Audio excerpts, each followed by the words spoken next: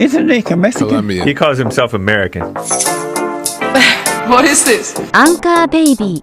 And in this corner, it's the American Anchor Baby. Daddy's home. That's an offensive term. People find that hurtful. You mean it's not politically correct? Excuse me. I'll use the word anchor baby. You know, he's an anchor baby in Canada. Tell him we still rolling with Trump, too. Anchor baby, the whole thing sounds horrific. You're just making it sound like immigrants are these horrific, greedy people. Ustedes pueden aceptar mi negocio o aceptar las consecuencias. Plata o plomo. So you would be considered white, in my opinion. You the blackest one in this room. I think so. And what happened was his mama got pregnant on the other side of the border. And then a few hours before, just before it was time for him to pop out, she jumped across the border and let him fall on American soil. So he became the anchor baby. They don't call him the anchor baby for nothing. Amazing. We like this anchor baby, right?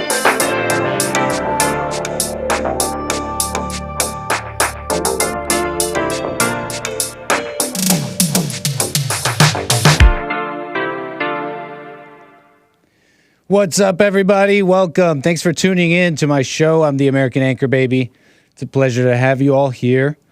We're going to get rolling here in a moment. Thank you. Right on. Audio is working. Great.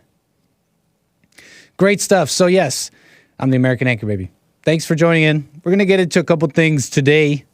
I want to talk about, I got a whole bunch of stuff. We'll get into all of it. I've heard some great shows today. Great shows today. Jesse Lee Peterson calls. Patricia on Jesse Lee Peterson. Anybody caught that, you definitely want to catch some of those calls, as well as on the Hake Report. A little flat earth talk there. A little bit of this, a little bit of that. Great shows today. But yeah, now you're watching American Anchor Baby. You can subscribe, follow here on YouTube, as well as Rumble. It's a party. Let the party will start at Rumble. Okay, let it let it drum up a little bit. Switch the sync. Oh, I thought I had it correct. Test. Am I synced up to what I'm saying? Yeah, I am. I think I am. Okay. So let's get into some stuff. Test. Should be good now. Perfect. Let me see. Where was I? Yeah. Great shows today. What was I saying? Yeah, you can follow and subscribe. Make sure you do so. And, of course, we'll take your calls. We'll take your calls today. 888-775-3773. But, yeah, Flat Earth on the Hake Report. It was a great show, besides the Flat Earth stuff. Always a funny conversation for me, a little bit. For me, it's the nature of belief. That's kind of what interests me about the whole thing. Like the nature of belief, what we believe, why we believe it, which you have to be careful with, honestly. Especially analytic types. You know, we're completely subject to belief. Honestly, it's funny because at the same time, all people are. They're not really set apart. Thinking is not that unique. All people kind of think. And they are led by belief, okay? So we all operate on like belief. And we defend them and we live by them. So yeah, that's kind of what interests me about Flat Earth. Why do people believe how they end up believing these things, right? I've never seen it. I've never seen the Earth. Okay, so I don't make assumptions about it. But it's an interesting conversation a little bit. It's kind of funny. I remember I brought this up once, and I was talking about flights, Southern Hemisphere flights, between Australia, South America, and the route it takes. And I brought that up in a show once. And now they travel like different speed. Well, the travel time between this, what you're seeing right now, this is a Southern Hemisphere route. Between South America and Australia, it takes 12 hours going one way, 14 hours going the other. And I remember saying, well, I was wondering, right, why? and they say it's the winds. And I think I remember saying at the time, well, how do the winds know which direction the plane is going in? And so I had a conversation today with Bill, the engineer, who's a genius, and explained something so simple. This is what I mean by being careful about belief. He's talking about like trade winds, okay? And winds, they follow patterns around the earth, okay? They follow certain patterns, okay? They blow one direction in some areas and they blow another direction in other areas. And so I'm like, how does the wind know? And I'm like saying, well, planes go simultaneously both directions and they have different arrival times. And Bill's like, yeah, because when you're going one direction, you're going against the wind, and the other way you're going with it. Duh. This is why I like having the conversation. It's fun. I also like challenging assumptions.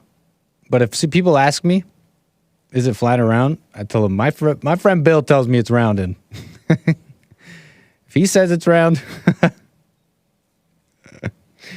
but it's a fun conversation. The nature of information a little bit here too.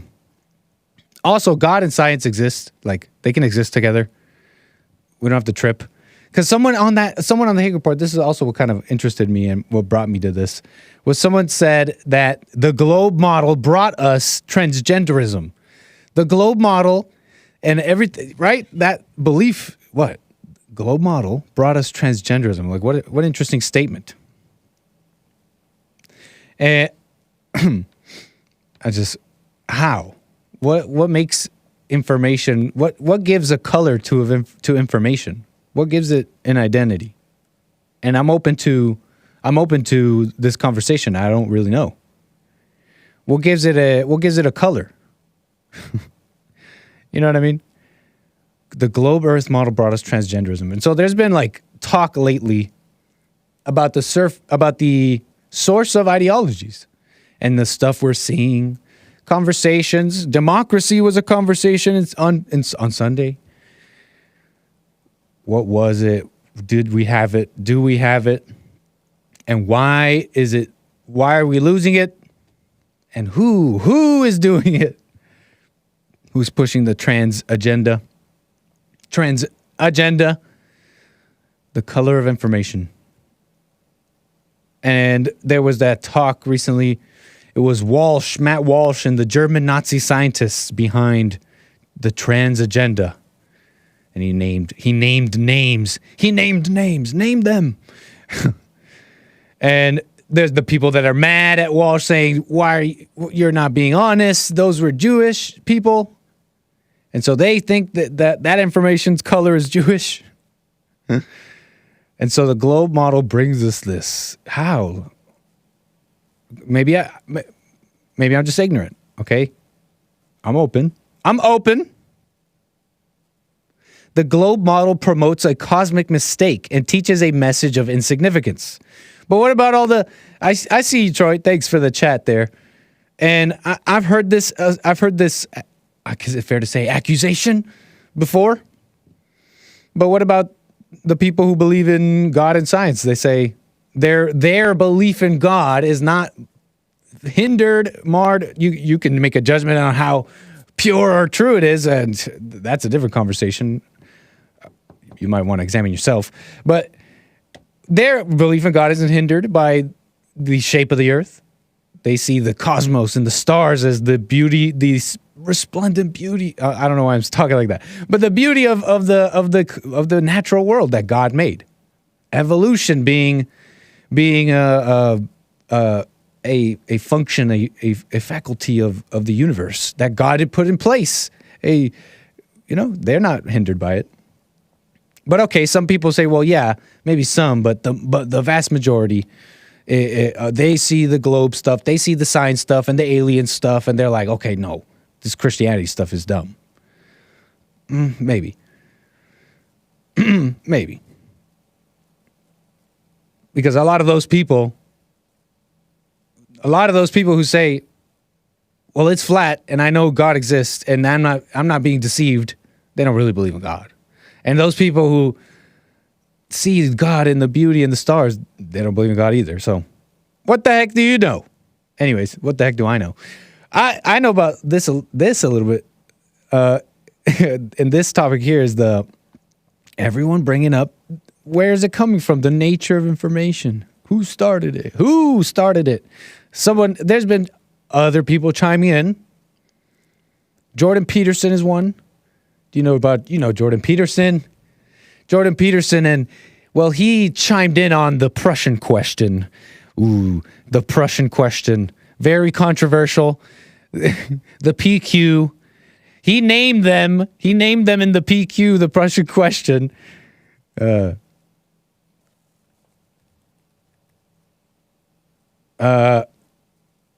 What's polemic? What is that? What does that word mean? I'm petty, so I want to know what people are saying about me in chat.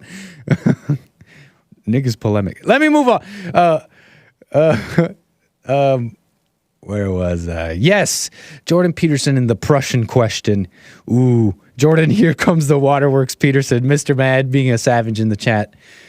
They're never gonna let him live it down. Never gonna let Jordan Peterson live down a couple of tears. Can't you have a manly tear? Someone asked me, I can't remember the conversation exactly, but they asked me, like, how should I react about, like, seeing, it was that video of that white guy being afraid, is crying that he's sending this black homeless guy to jail that I played yesterday. They asked me, well, how, they were, like, laughing at him and all that. And I'm like, you got to understand them. They're like, how would you react? I'm like, I would cry a single tear. Like Jesus. So anyways, so Jordan Peterson in the Prussian question, very controversial. He put out there's this clip going around. It's kind of viral. And he's saying he's talking about the American education system, and he's connecting a bit of history and stuff that he looked into. He was doing his Googles. Jordan Peterson was doing his Googles. He's done his Googles. He's had too much to Google, maybe. And he put out. Let's watch the clip. Let's watch the beautiful footage, and let's get into it. What he's talking about, the Prussian question. I did some investigation into the derivation of the American public education system and found out that it was based on the Prussian model. And the Prussians produced a universal education system in the late 1800s because they were afraid they were losing military superiority, and they wanted to produce a cadre of mindless, obedient soldiers. That was expressly the purpose. And then that model was adopted by prototypical fascists in the US, again in the late 1800s. This is before Mussolini and all of that time. Corporate types mostly, who wanted to produce cadres of obedient workers. And that's why the desks are in rows, and that's why there's factory bells, and that's why it's top-down leadership. What was really stunning about that wasn't only that that was the model, but it's worse than that, because the people who built the schools were consciously aiming at eradicating the will of the students who were part of the system because they wanted them to be obedient. Make them obedient, teacher. See? The Prussians. It was the Prussians, guys. They have our children in rows, and he's going to start crying. No, he's never going to live it down. It was the Prussians, y'all. The Prussians set up the academic framework for what we're seeing, right? But here's the thing, though. I mean, how do you contend with that? Not that you should contend or like you have to fight him. My point is why. Let's say he's got this information. He's got some history, some books. I don't know, because I don't know what he knows. But let's just assume, it's as factual as we can get it. You know how history is, hard to know. It's as factual as we could get it. How do you deny that? Oh, it was the Frankfurt School, Jordan Peterson. No, it was the Frankfurt School. You don't know what you're talking about. Well, but is he wrong? Like, my point is, what about Jesuit supremacy or the papacy? Can you really say it has a color? Like think about, I've said, and I was saying this before, right? About the corrupt branches of God's word, God's truth. God, I don't believe he wanted us to be without direction here. All the stories, all the cultures, the ancients, the stories, they all point to what I'm talking about, right? God wanting to contact man, and then somewhere along the way it gets corrupted, right? And these groups corrupted, okay? And they maintain their traditions, and they maintain their oral histories, they maintain knowledge passed down. Hate gets passed down. Hate gets passed down. Hate like I said, hate gets passed down, right? You're born into sin. You're born into a messed up family, a messed up branch. That being said, seeing problems in a group, I mean, obviously we have no problem with that. We're always calling things, we're pretty spicy sometimes. Seeing patterns for self-protection, like that white guy who was crying. He called the cops on that homeless guy with the knife. He's like, no, he's going to think I'm doing it because he's black. No, everybody knows you did it because that guy had a knife and he was threatening you. He's not wrong in the sense that the public is, the people are retarded, right? The public opinion is dumb, and they might see him as racist anyways. Daniel Penny comes to mind. But yeah, seeing patterns, I just have to stress the self-reflection above all, because that's the only way I could see, what's really happening with people, with myself.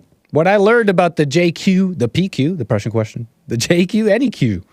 Any group will blame and use their identity. Yeah, sorry, it's not the exciting, take, but it's the truth. It's just the truth. Also, I'm just not knowledgeable on some things. Like I said, point things out. That's fine. But I have to stress that. I have to stress the self-reflection above all, because everybody wants to know who's at fault. Everybody wants to know. Jordan Peterson here. There's another tweet talking about the transgender stuff. Prison for the worshippers of Moloch who did this, and the lying therapists who enabled it. No science justifies this. No compassion requires this. Prison. Enforced sterilization is internationally recognized crime against humanity, says Jordan Peterson in this tweet. And he's quote tweeting this image of this, seems like a transgender person, right? They're saying in this post that they started their thing at 15, sounds like it. And then they got the haircut and the hormones. You get the haircut and the hormones. H&H, a little H&H.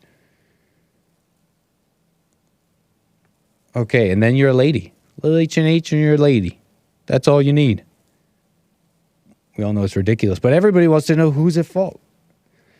Everybody wants to know the color of the information. But nobody wants to self-reflect. Everybody wanna judge, but nobody wanna self-reflect.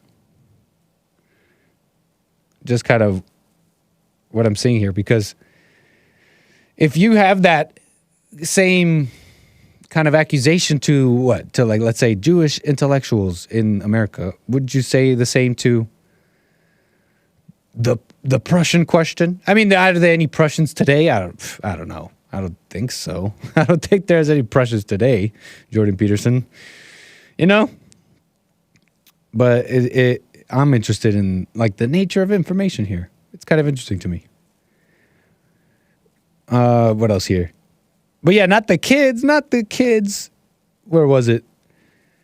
It was Trump. We got a little video, a little footage of the president.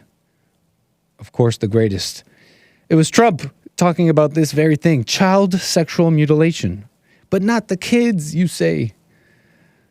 I was kind of railing against conservatives and the whole not the kids thing.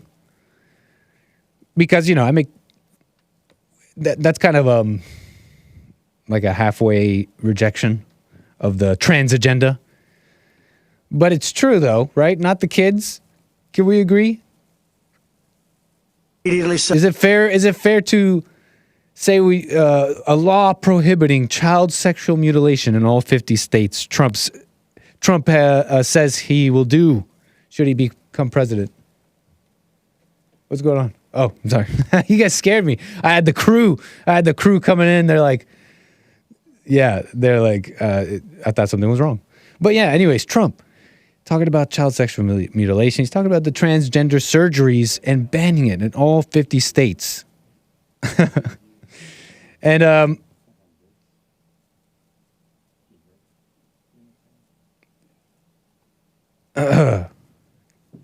give me someone to... Sorry, I'm reading chat here. Very interesting chats. Give me someone to blame, Nick. Yeah. It feels like... It's like... Do you want... It's like... Everybody wants to know who's at fault. They want to know who to blame. In my opinion. Who do we blame? Test. Am I out of sync? I don't think so. I set it up a little bit different so I could tell when I'm out of sync. But anyways... interesting chats here. Someone else said something interesting. I also think you can accurately identify the modern controllers of the world at large, but it's not synonymous with them being to blame for your problems. Fair enough. I think that's a fair statement. Okay, but anyways, Trump. So what do we say here, y'all? What do we say here, fellas? Trump saying ban it all. But, I mean, it's the parents want it. This 15-year-old wanted it. But can they really make their own decisions, Nick? Really? Can they really make their own decisions?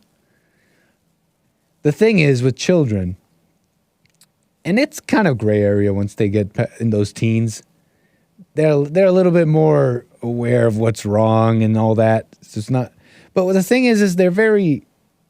what's it called? Impressionable. I'm also bumbling here because I can't see my screen. What am I doing here? I can't see what I'm doing. They are impressionable, okay? Impressionable. They see... They, like Jesse said once, these kids, they need their little egos young to be imaginative, and they get their energy from their little egos. I don't know if I quite understand that. But anyways, those little egos believe weird things, okay? And they get influenced by the friends and the people around them, and then you got social media, TikTok and all that. Hold up. And so we got Trump.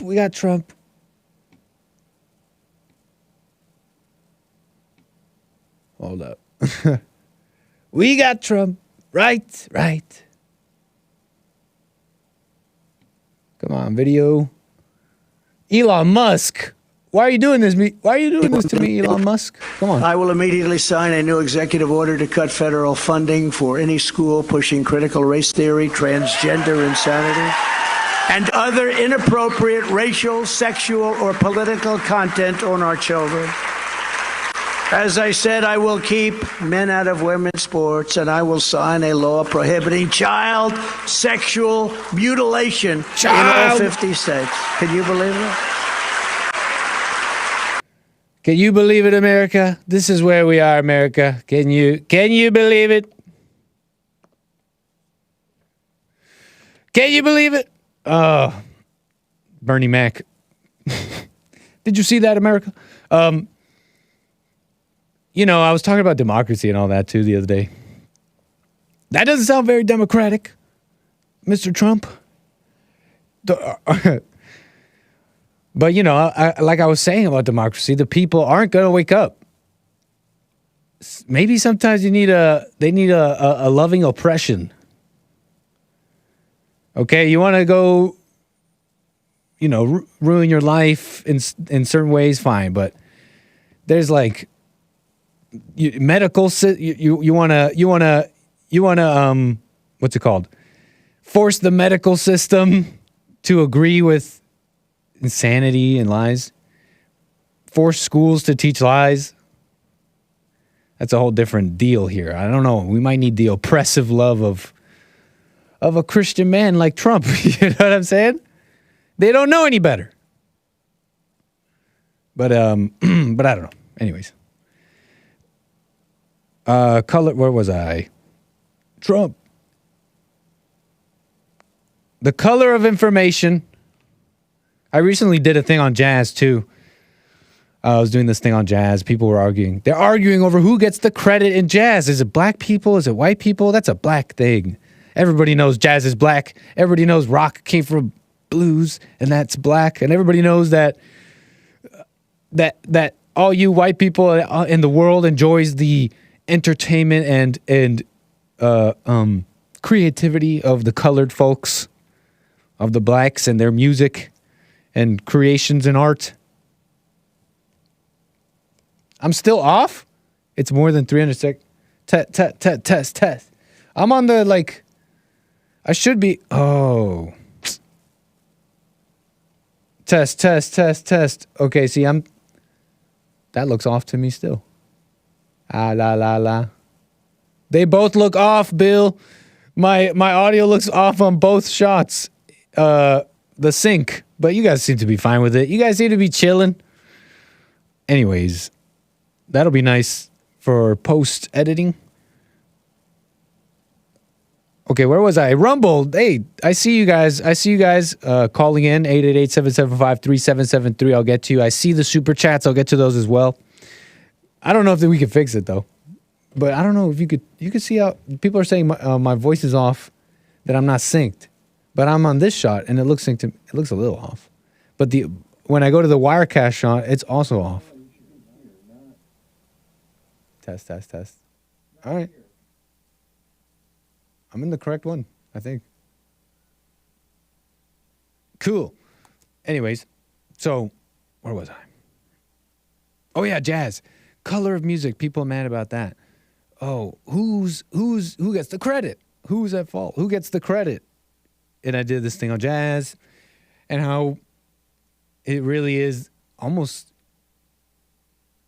at least in some eras, really emblematic of black and whites together. And I made some other commentary on it.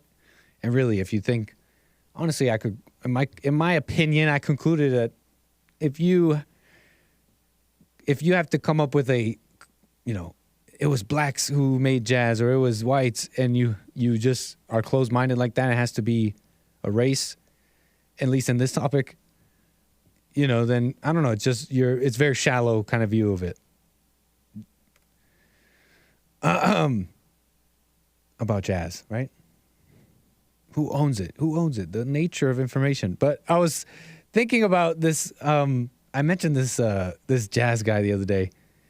I came across a video I remember about him, and I have to show you guys. I got to show it to you guys. It's so funny. I love it. But I'm talking about Sun Ra. I mentioned him before. I might do a longer thing on him. He's a fascinating fellow, individual. Sun Ra. Lee Sunny Ra, born Herman Poole Blount. Okay, nice. What? Is that a black American name? Herman Poole, Poole. Blount? I think it's Blount. Nice early, anyways, he changed his name to Lee Sunny Ra, and then he went by Sun Ra. That should tell you a little bit about his mentality and what he might think about America and the whites. A little bit, you know what I mean? You know, a nice American black name there. Herman. Sun Ra, an experimental jazz composer, okay? Okay, very interesting guy, kind of more earlier jazz. He really, his regular stuff was really like loungy and big band, very classic, very, in my opinion, very just classic sound. Not really bombastic or very even like, and I don't mean this as a negative, or very even impressive in any kind of, because at the time, bebop and stuff started getting more popular, and so that the whole thing was being technically proficient and fast. And he's more big bandy, very swing, and just very, very, very classic and very fundamental, in my opinion. Some of the Sun Ra records where he's not so experimental, but he's a very experimental person, very experimental. He believed. He was an Afrofuturist, okay? Afrofuturism already.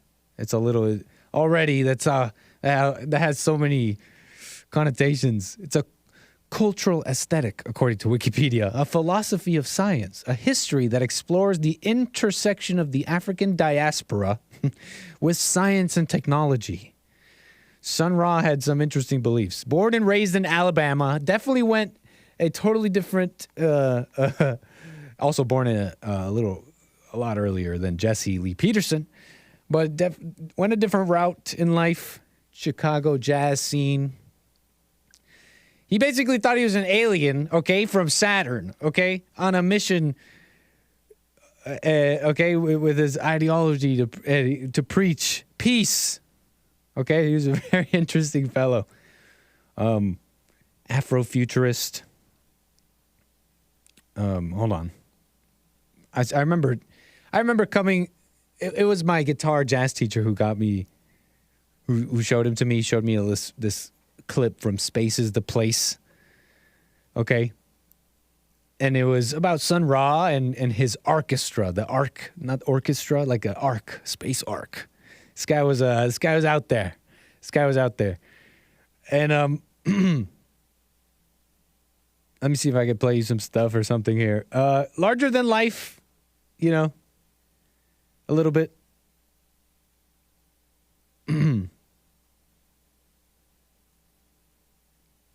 But anyways, where was I? I forgot where I was here. Oh, yeah. Okay. There's this video here. And let me show you the genius of Sun Ra. Let me show you this genius, or maybe how out there, whatever you want. Let me show you. Meet Kiana. Whoa, we got an ad here. Let me show you just the absolute genius of Sun Ra, and just how out there he he could be. Let me pull it up here. We got the video. We got the beautiful footage right here. Okay, you gotta take this in. You're gonna have to take this one in. Have an open mind. Just have an open mind, okay? And let's get into this. And you're gonna want to pay attention for the after the first bit. There's a very interesting move that he pulls. Let me pull it up here. There's an interesting move Sun Ra pulls. And you just definitely don't want to miss it, okay? Let's see how loud this is. Okay, hold on. You don't want to miss the move. Okay, check it out.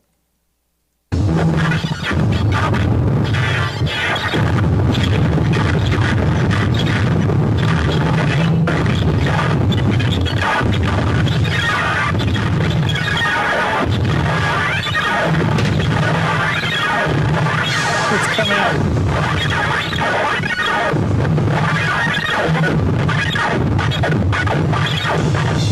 Hold up.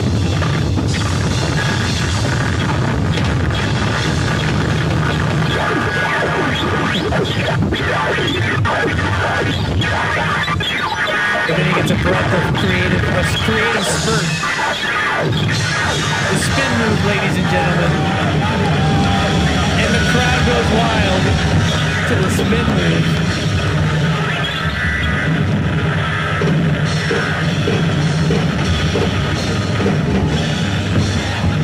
A little behind the back action. Amazing. I freaking love that clip. I freaking love the spin move and how the crowd goes wild for the spin move. Oh, man. Sun Ra, it's not fair because his more relaxed stuff is very different. Like I said, I think he came. Let me see what you guys are saying. Oh, dang, on a mission. What the? Yeah. Like I said, garbage. What the heck, Willie Pal? This music isn't as good as Hake's. What's up with these? What's up with these black jazz musicians during this time, and a little bit later, they learn all the fundamentals and they become great. And I know I wouldn't call Sun Ra great. He was, like I said, not that. It was very fundamental. And I say that as a compliment because I thought he was. I can't do that. I don't know my fundamentals, but I know that when I hear him, and it's just good. Okay, it's just solid. But even people like John Coltrane, just legendary. People study, at the time, when he released Countdown, there wasn't a drummer at the time who could play it live with him. There wasn't people thought Giant Steps was swing. And now it's a standard. Now it's like you can't play Giant Steps, you don't know anything about playing jazz. You know what I'm saying? But what's up with black musicians? They end up doing the free jazz stuff. And they're like, yeah, let me drop all of that. I've transcended it. Anybody heard any? You look up Coltrane's free jazz era. It's questionable, dubitable, questionable. Coltrane was a dope addict. That's another thing. That's another thing about this whole jazz thing. Many dope addicts. Miles Davis would commonly sell his horn before a show for some smack, for some dope. You smoking dope? But yeah, Sun Ra's story, a little taste of history, jazz history, a little taste of the ridiculousness of identity. And I want to get into, I don't want to miss what I was just about to say about Miles Davis and horn players and heroin. And I have something to say about that and the sensuality of music and the sensuality of jazz and music in general. But yeah, the ridiculousness of identity, I remember when my guitar teacher showed me Sun Ra. It was funny, it was ridiculous, there was some cool stuff. But I would find it ridiculous that he would say that he was an alien or he was an Egyptian pharaoh. He said many different things, out there stuff. But then now I look at it with a different kind of view because of callers on the shows, callers on the Hake Report, on Jesse, after coming into the understanding of, well, not coming into the understanding, but just being aware of like Black Hebrew Israelites, for example, and just how, or for example, even simpler, just the blacks who say Christianity is the white man religion, and assigning color to these ideologies and information, and just how, and I'm not saying that that's exactly a wrong thing. Some of these ways of thinking or whatever is closely related to a group of people. But at the same time, hating information or hating a color, hating information for a color, perceived color, you can start seeing why people arrive to weird things like Black Hebrew Israelites. And arriving to that conclusion, in my opinion, out of really just like a disaffection with white America and white people and Christianity, and then there's the racism thing, and you see the levels here. You start seeing the levels here. So, and so now I don't really laugh at Sun Ra, and I kind of understand it a little bit. And you look at his life a little bit. He got into that. He got into the like anti-white stuff. He was like here to preach peace, but he was all about like, he was kind of into the black thing. That's why he would say he was an Egyptian, stuff like that. I'm trying to pull something up here.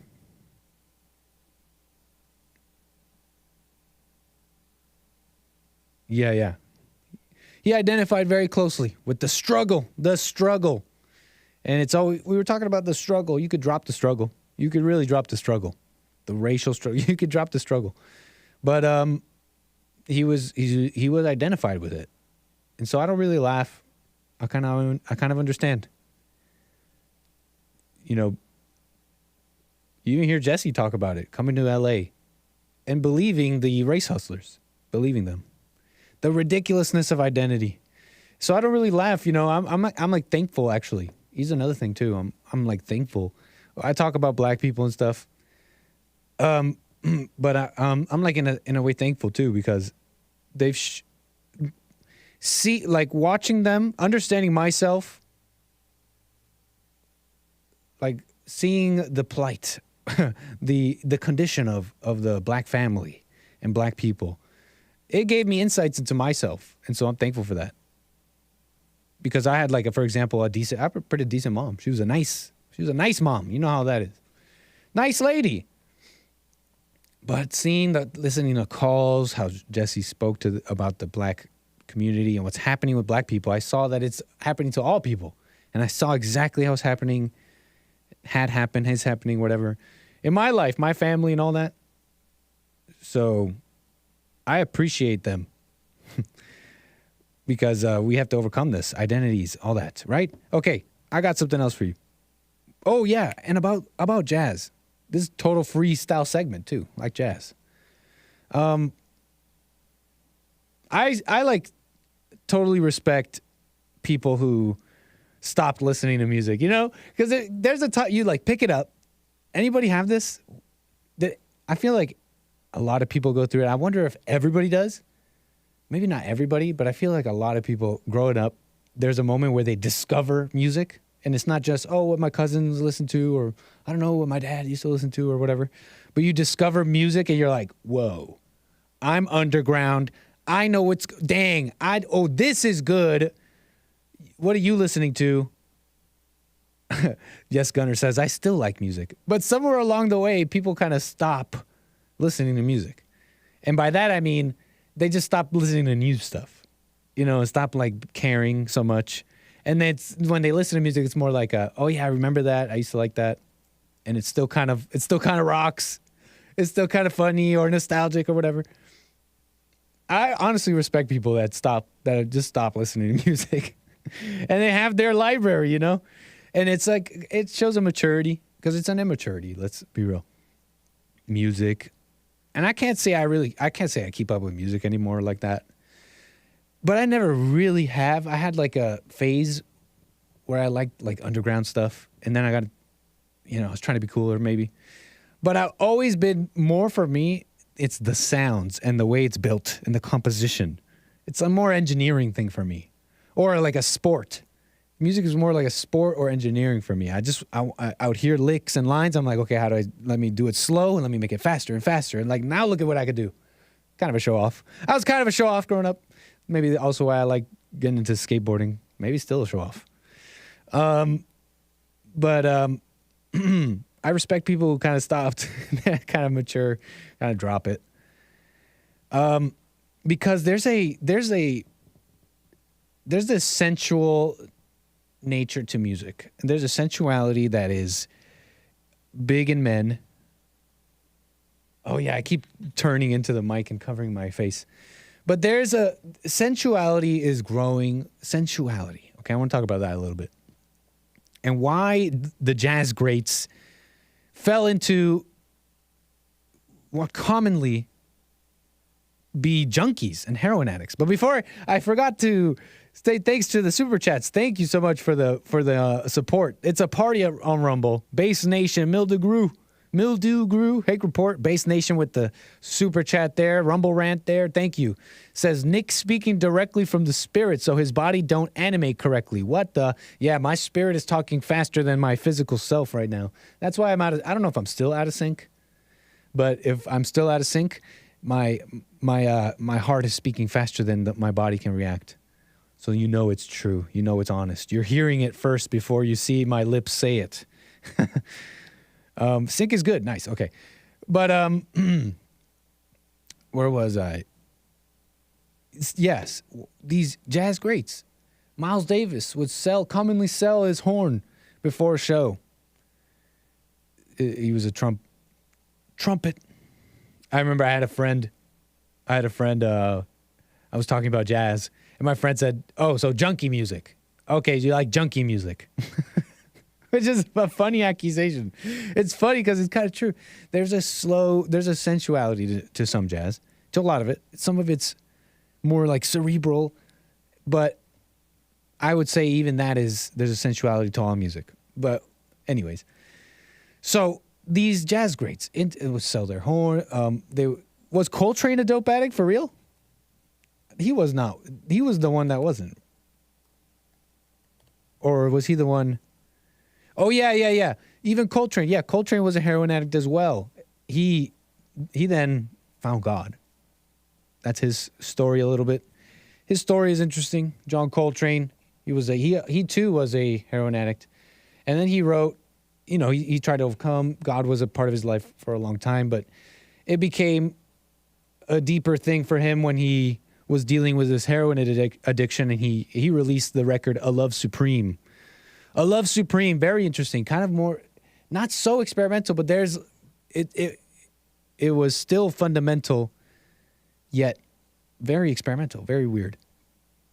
I actually really like A Love Supreme. Love Supreme was he wrote it for God, basically. He wrote it for God. He wrote that record for God. If I can summarize the story, basically. But yeah, these guys, and all musicians are liberal. If you watch The Hake Report, you know this. It's this sensuality and being into it. I think that's also why I'm into the kind of music I've been drawn to.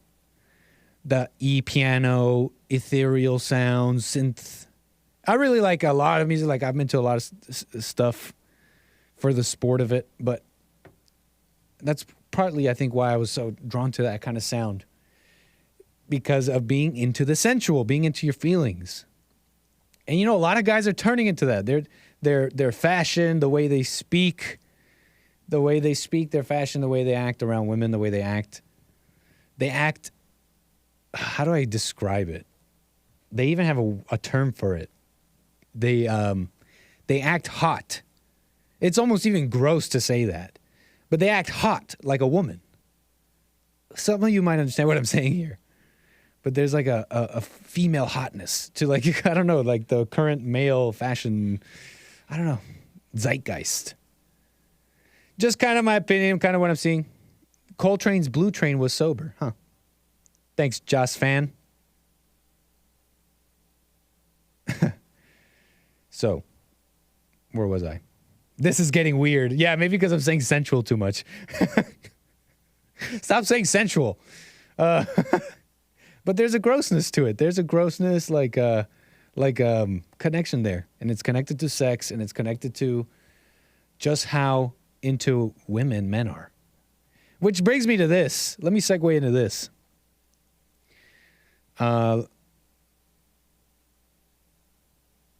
Yeah, just how subject to women men are. Let me segue into this. We talk about this a little bit. Let me pull up this video. We got a little footage here. We got some footage action. Little viral footage for y'all. Let's watch this. We're talking 47 million views. Oh, okay. Little viral footage. Marriage. The topic is marriage. The lady is Asian.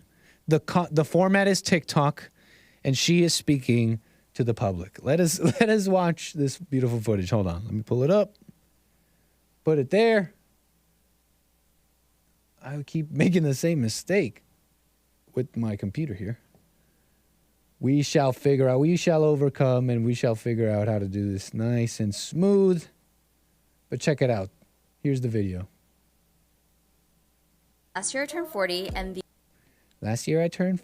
and Last year I turned 40 and these are things that I would not do again in my 20s and 30s. I would not get married. I met my husband when I was 24 and we got married when I was 29. At the time, I thought that this was like the ideal situation. I'm at the perfect age to get married. But what I realized was in the 4 years that we were married, I grew so much as a person. I graduated from business school, started my own business. I just became such a different person that I didn't feel like he was the best fit for me anymore. And I don't think I could have realized that at 29 when I said yes. If I could do it again, I would have allowed myself to have so much more growth in my life before I made a decision on a life partner. And it's really nothing against that partner specifically, but it was more about the direction that I wanted my life to take. My interests by 35 were unrecognizable to my younger self. And I don't think it would have been fair for me to take him on this journey if I didn't think that he was the right partner for the version of me that was to come. Last year. Ooh, the outrage. I'm seeing it already in the chat. Don't even get me started. The outrage. Test. Is this the synced shot? Yes, it is. The outrage. Mildly attractive liberal woman, says Hake. Husband's money helped her grow. Dollar Tree microphone. Get a better mic. Yeah, sumo wrestler. Get down to the gym, heavy Asian. Oh, man. She reminds me of my ex-girlfriend. And so I'm seeing I'm seeing the outrage, the hypergamy, the gall on this woman to leave just because she wants something better. And she wants something better. Self-importance. And look, I can understand that. I can totally understand that. Because I don't know, it's like people don't really know what a marriage is, okay? And they don't even know why they get into one. And they think it's about, I don't know, they think it's about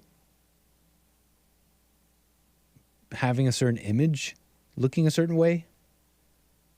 Because she's talking about growing. She's talking about growing and making a business and being able to do all that and feeling like she outgrew her husband. And she's a different person. What kind of person do you have to be with your husband? What kind of person does he have to be? And so, some might say, well, she saw she was wrong and she corrected her mistake and divorced him. But I don't know if that's what a marriage is. And she's talking about, and I don't understand her reasoning. She's saying she's growing. Well, then why don't you just grow? Just keep growing. Why not just keep growing and, show your husband that he could grow? Because there's one thing, women, look, you're not growing if you're not working on yourself. Fellas, women are going to hate that. Doesn't matter. Doesn't matter who it is. Doesn't matter if she's a Christian. Doesn't matter if she knows Jesse. If she says she'll obey. Loves JLP, watches the show, watches all the shows every day. Does not matter. She will not like you not growing. Or at least, being weak. Straight up. No one's going to like that. No one likes that. But yeah, I see the outrage. But it's true. Women they can't really handle that. It's called not leading. It will drive her insane. But yeah, I don't know if that's really a marriage. Look, this is my thing. We all know this. We all know that people get into marriages for the wrong reasons and all that. And I've come to understand that really a marriage it's about building this family and you're going to have kids. And it's only going to work if she obeys, if she's willing to go under that structure that God placed in the world. But I'm realizing what it's going to take. And it's going to take a couple things here. And this video is kind of expressing that a little bit. Whoa, it's hot all of a sudden. Whew. If you're not willing to be hated, your entire marriage, I don't know if you're ready to be married. You know what I'm saying? Like being resented for being weak. And I'm talking about just simply your willingness to be hated, because you wouldn't even know when you're strong in the first place. Like if you really were strong in a marriage, or a strong man, or had strength within, I'm kind of being vague. I think you're understanding me. You wouldn't even see that about yourself in the first place. You wouldn't see yourself as strong in the first place. So you would just have that willingness. Are you checking if the fan's on? Yeah. Thank you. You would just be willing to be hated. Because, first of all, you wouldn't see yourself as weak or strong, but you would know that is love. Doesn't matter how someone else feels about you, you react the same way, right?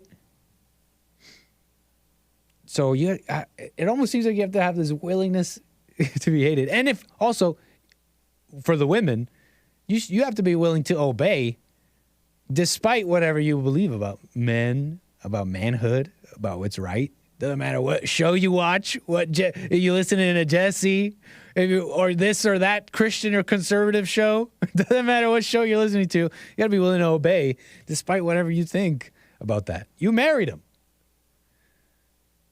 That is the definition for a woman. Marriage, that is my agreement to obey this man. I'm agreeing to follow this man and obey him.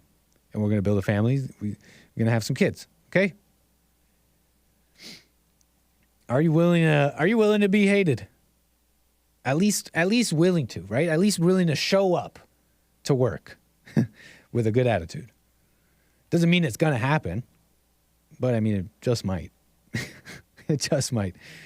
And are you willing to obey no matter what you believe about men? That was a really good call earlier on Jesse Lee Peterson's show. Patricia, she's like, I'm a Christian, and my husband's not. I'm a Christian and my husband's not. It's so funny. And she was not willing to really look at herself and what she's, done wrong.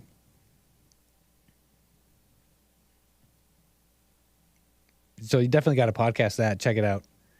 And the dad was so based in that situation because they raised a daughter, and the daughter went and is living with her, I believe, her boyfriend, and not marrying him. Okay, and the mother is calling Jesse. She's not happy about it. Okay, and my husband is not a Christian. He'll just make jokes about it and laugh about it. Meanwhile, she's out here not living a Christian life, and she's like 23 or something. It's so funny.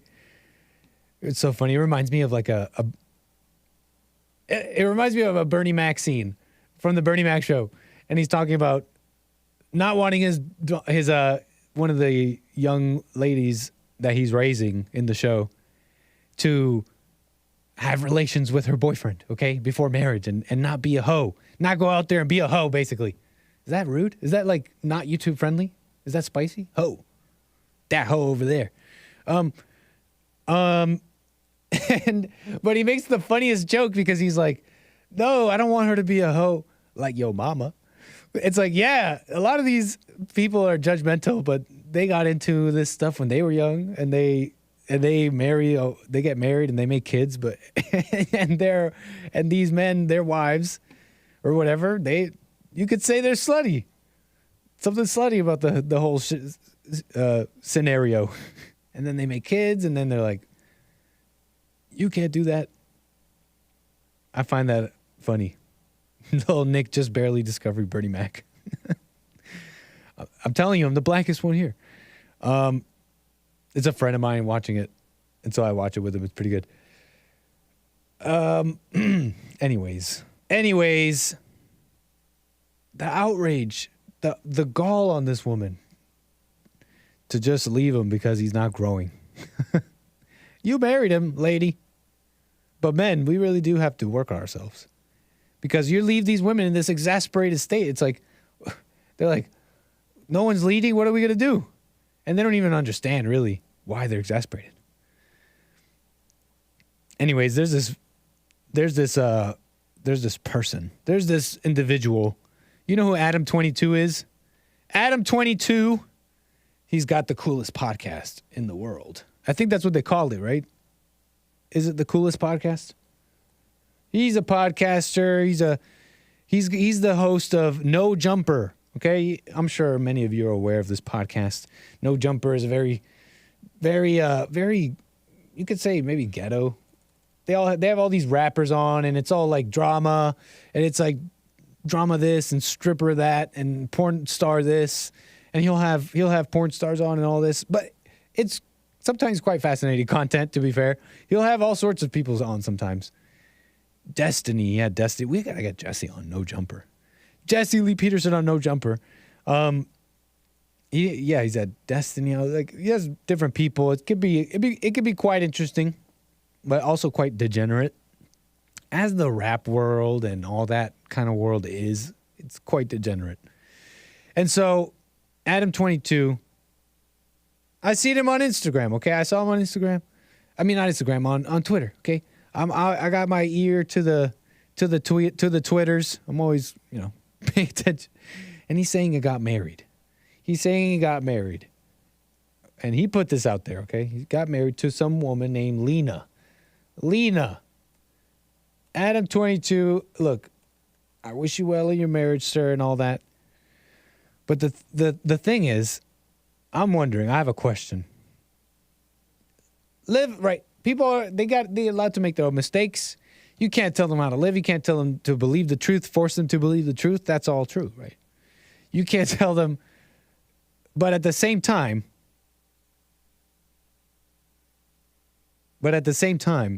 don't we have a little bit of a responsibility, fellas?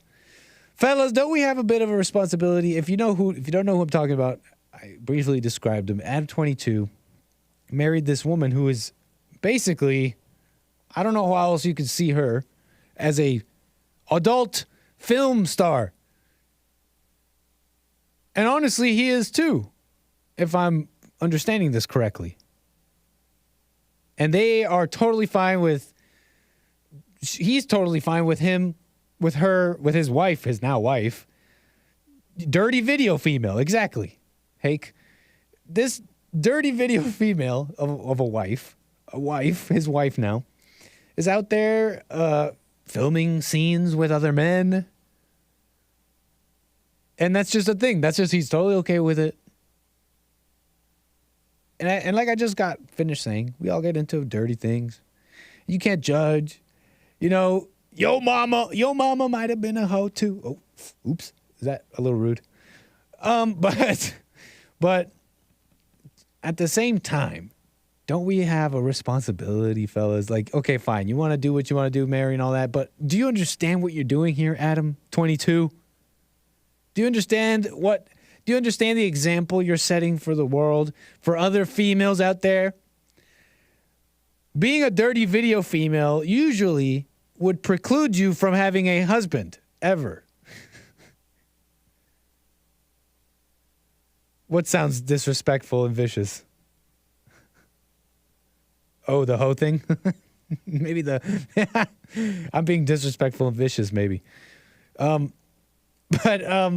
Listen, normally that would preclude you from the husband market, from the wife marketplace.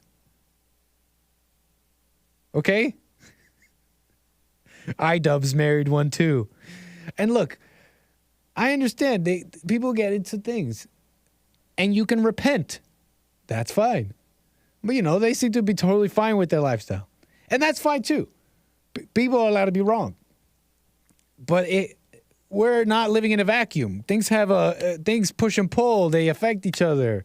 And you are a man or a male, Adam 22, and you have a responsibility has been thrust upon you on this earth, whether you like it or not. And yeah, many men more than you, Adam 22, shirk this responsibility. So I'm not going to judge you for it. But that being said, you're giving them carte blanche. You're giving these ladies carte blanche that they could just live a wild lifestyle and sully themselves. And one day and look, you can repent. I'm not talking about that. You can repent and be free and be wiped clean. Absolutely. But you're telling these ladies that they can just have a carte blanche and just a blank check, carte blanche, to just do what they want. And they'll still have a doting, loving husband who will be with you and support you. Like, I'm just not with the whole everyone deserves love and support and everyone deserves. No, this is like everyone. No, like no one's truly at fault because we're influenced by evil. But at the same time, you're not deserving of a husband, and sometimes maybe you should just be alone for a while. Figure yourself out a little. And so, yeah, I'm just saying, this seems like an example, a wrong example here.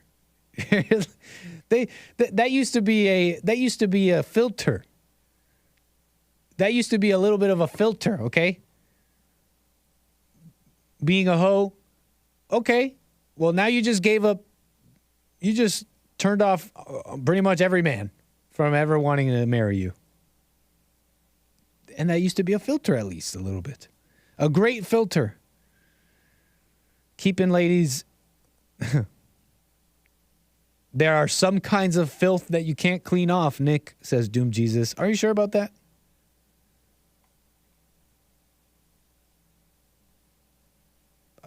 I thought dirty video woman was like a woman who has a dirty job cleaning stuff. You guys are gross.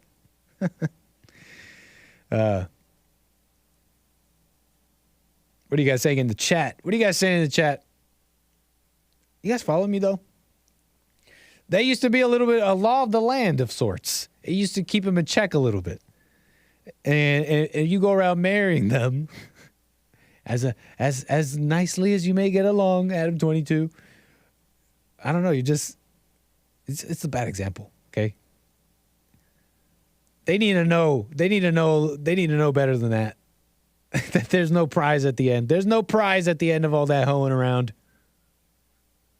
Hey, Gadfly. My Twitter handle is Gorgonzola. You see it above my head? HOLA at the end there. Yeah, Nicole, you got to have the full body of armor of God out there. Right on. Anyways, that's my little thing on Adam 22. Come on, man. I wish you well. I don't know if... Could it be me? I don't know. Could it be me, May? Let me see what else here. I got a call. Frederick out of California. Thanks for your call, man. Go ahead. You're on the air. Hey, how's it going, Nick? Just fine, man. Thanks. It's thanks for taking my call. Yeah, no problem.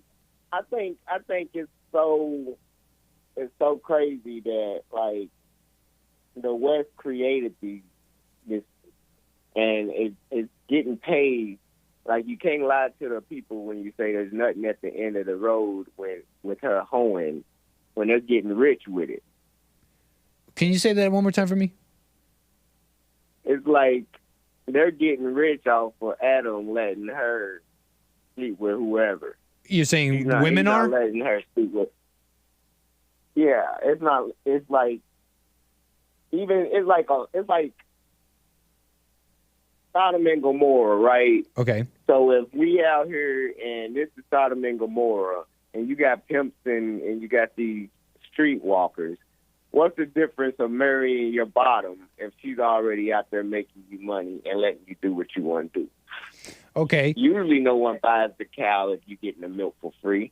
But if you got but that's not really most men. Cow, yeah, that dynamic is like you're talking about.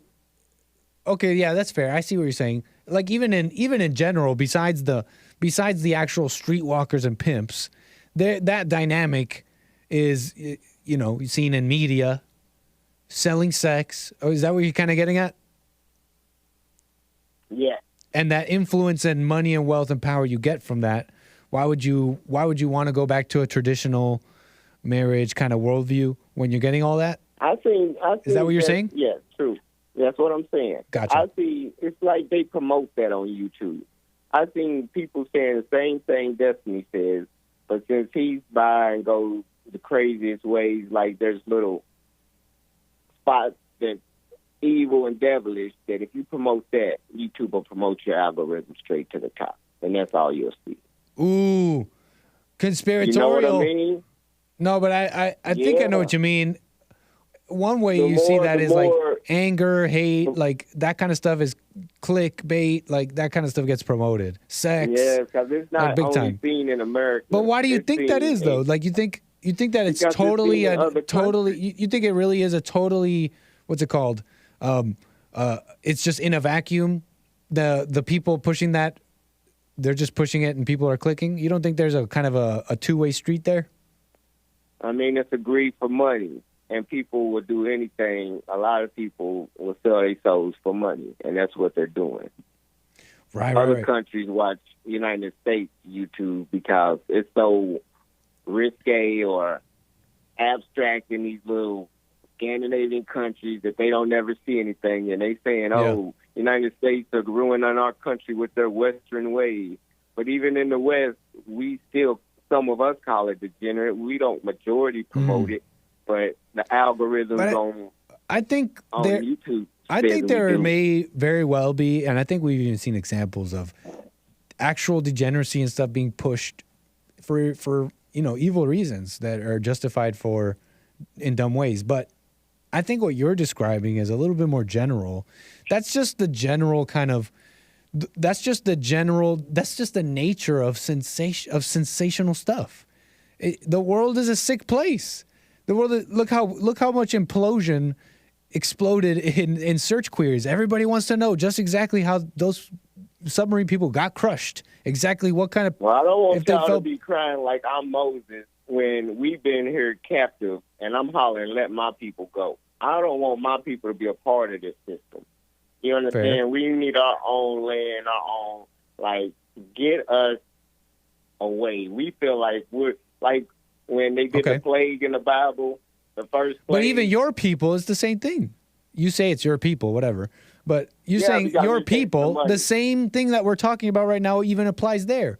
Wouldn't you say about your people? Because you're saying leave us out of it. We don't want this stuff, this degeneracy culture that even foreign people love it so much. It's so well proliferated around the world. Leave us out of it. Leave me and my people out of it. But here's the thing: the same thing applies even there. Why don't you say to your people, why are you guys so easily controlled by it? You know what I'm saying here? The sensational nature of this stuff. Hold on. I say that. Hold on. The sensational nature of this is that people are going to be into it. It's a crazy world, and so who's clicking on all this? Who's doing all the clicking? Go ahead. You were saying the people who's the same people who's against it are the same people that's for it. Explain what you mean. Do you understand that? Like the same people that lied to you about religion are the same people pushing degeneracy, and they testing your faith. They know that this religion is supposed to hold if your faith will hold, but they're going to push the degeneracy because if you faith, you'll stay over here regardless of what your body and mind and money wants to do while they get rich over here. So, yeah, it's my people, but even I say wake up from Christianity. This whole Jews and Muslims, this whole infighting. No. I want away from all politics, Republican, President, Democrat. Like, get us out of this whole system, period. When has that ever happened, ever? It's to any people? In the next 300 years. When has that ever happened in history to any nation, any person, any race, ever? It happened to the Jews. Really? But they're quite involved. What are you talking about? Came out of Egypt. What do you mean? They're not living in a little bubble, just totally uninvolved with no politics, untouched by the world. What are you talking about? Moses took his people to the desert, right? He ran out of Egypt. And they, what? Okay. And then they stumbled upon Israel. And to this day, they continue to toil away with their emotions and toil against each other and toil against the politics of the world and foreign stuff. Like, they're not. Where has that ever happened in the world where these people are safely tucked away from the world because we want to be left alone?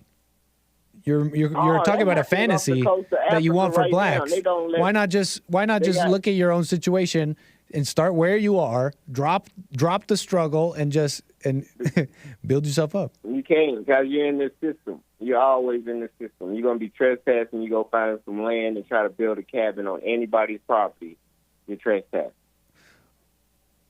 Why not build yourself up as a trespasser if that's how you see it? Which really just shows how much you hate America, or just this, you have this weird hang up with America, white America, Christianity. The fact that you would even say that about it, but okay, fine, you're a trespasser. Why not build yourself up with the situation you have instead of hating? You're saying I can't. I'm talking to a man. You're saying I can't, or we can't. You say vaguely about your people, but I'm talking to a man who's retired, living fine. I am, but I'm saying they got me thinking about, like, once this degeneracy and all of this is making money, some people will ride that wave and, like you said, get saved later. So this polyamory and having 3 wives and being married and having her do all of this other stuff to drain the money from it's just going to leave other people broke. It breeds more degeneracy. That may very well be true, but what about the answer to what I asked you? What's that? About building yourself up, even as a trespasser or whatever you see it as. Like you. Why not speak like that? Except you say to your people, we can't. You say we can't. Good. I can't believe you would even say that. You say that your people, this is how you treat your people? This is how you treat your people. You say, my people can't. My people can't. My people still believe in Christianity. Until they wake up from that, I'm going to leave them alone. You literally just said, my people can't, in in a sentence, and meant it. You think that's love? That's how you treat your people? When I say my people can't. Right. Yeah. My people that something is in their way. When I'm talking to a man, here who's retired and doing well, something's not in your way. You can't find free land like the white man did back in the day. That time is over.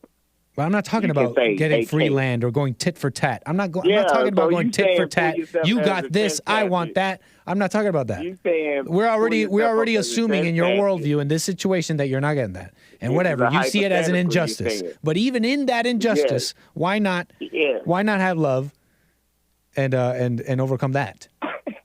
You see what I'm saying? You're telling your people, you're telling them that they can't. You can't have love for somebody that got you oppressed. They Wow. Dr. Martin Luther King tried that, and where they get him? Assassinated on the balcony. Well, I'm not surprised though. You say you're not a Christian and you want to wake people up from that. So I'm not surprised that you would hate your oppressor. I can look up 4 black cities that blacks had their own school, grocery store, their own company, and white people came flooded or destroyed their town. Really? What are you talking about? Help me understand. This seems interesting. You're telling me there are black majority communities and they were just fine, and whites came in and destroyed it? Flooded it, yeah. What do you mean by flooded it? Like literally? They dug... Like Noah's Ark, Kansas? They destroyed it. Help me Florida, understand. Educate me. It happened in a couple of different places. Oklahoma. Every time blacks get their own, whites come in and destroy it. And you saying, well, do it again. What are you talking about? Are you talking about Tulsa? Are you just talking about Tulsa? Or are you talking, you said 8. It's 5 or 6. You named one so far. No, it's more than one. It's a bunch of towns. There was one in, I think, Alabama that they flooded.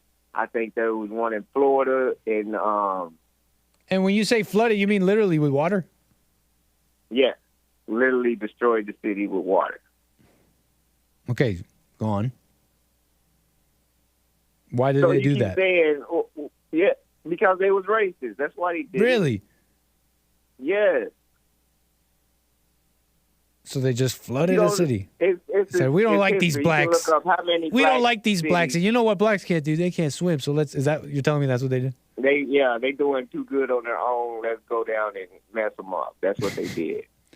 I mean, if you Google it, you'll find it. I'm a little dubious because you're someone who believes like conspiracy theories like racism and stuff. So it's hard to rely on your credibility. I hope you understand. The history of America say racism exists. Y'all in denial, and the people that's like you that's in denial. I'm trying to read about these floodings here. I'm trying to read about these floodings here on air. Yeah, read about the flooding in a black town that was doing fine, and whites came in and flooded it. New York City's Central Park used to have a black community called York Hill. City destroyed the town so that they could build the Central Park Reservoir. That was in New York. There's another one down south. There was a few of them. But well, they're saying it's because of development-induced displacement. But you're saying it's racism. How can you develop a community into a park? And that's called development. Did it affect whites? It made their property value go up in Manhattan, I'm sure. This development, at least according to some of this stuff. What we should do, we done did before. What? Multiple times, and it's been destroyed. Say that one more time. Oh, so then do it again. Do it again? Yeah. All right, Prove we're going it. to do it one more time. Prove it. We're going to do it one more time. I haven't seen the proof. We're going to vote for Dr. Cornel West. I seen that shirt. I didn't get to comment on it. You had it on. I ain't seen the proof, is all I'm saying, man. Who was the West on that shirt you had on? I seen the proof of older blacks, older generations who rebuilt the stuff that you're talking about. And I see the proof in them, but I don't see those kinds of blacks today. I don't see them. Do you? Nope. You know why? Why? Because they pushing degeneracy on us, and we getting paid off of it. So the more YouTubers you get acting crazy and It's the want way, your money of degeneracy, it's the way the world's been, man. It's the way the world's been. That's the world's been. That kind of sensational stuff, quick buck, plays to the deepest, darkest desires. It does not make it okay. Doesn't matter who. You see my point? That's what I feel like. That's really kind of the crux of my conversation with you. Is like it feels like you're directionally, you have the arrow pointed the wrong way because you're just not willing to say, let's say all that's true. They're pushing degeneracy and all that. You're just not willing to say that doesn't make it okay. That just because they're doing that and it's evil, that doesn't make it okay that blacks fell for it. Doesn't make it okay that anybody does. And we can understand how it went down. And we can understand why. But it doesn't make it okay, is all I'm saying. No, it don't. It don't make it okay. But slavery wasn't okay. And sometimes you got to go through some things to get better on the other end. So if we building generational wealth through porn or whatever and getting to be millionaires, we're raising our kids in private schools. They coming up, changing the generation because now you too famous. Your kid can't go to that school. They getting a better education, and then hopefully it'll come out better on the other end. God has a plan. All we can do is watch it unfold. We can't guess and wonder why or talk about, judge, or cry about the situation of the world.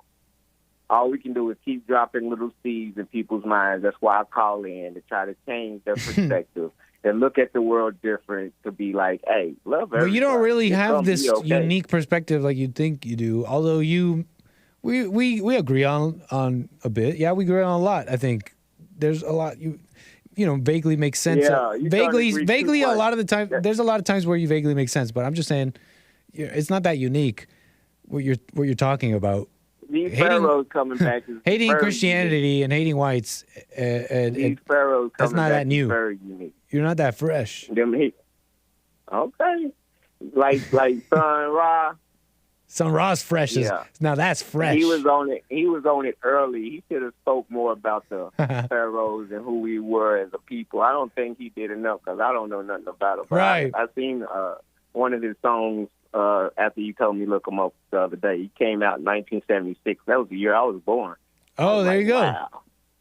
Yeah. Sun Ra. Yeah. Nuclear war. Yeah. Hey. Turn me on something new. Thanks a lot, Nick. I got you, man. I appreciate it. Appreciate your call, Frederick. Right. Call me again. Yep. Ooh, I didn't mean to do that, Frederick. Moving the wheels. I hung up in the middle of his goodbye there. Nuclear war. Hey. That's some Sun Ra for you. He swears in that song a lot, so I can't really play it.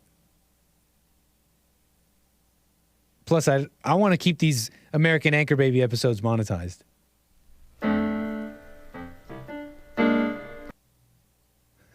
Maybe a little bit. Maybe a little bit. Come on, YouTube.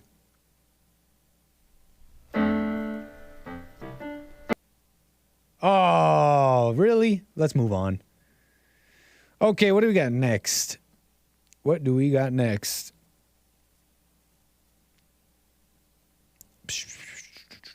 Okay.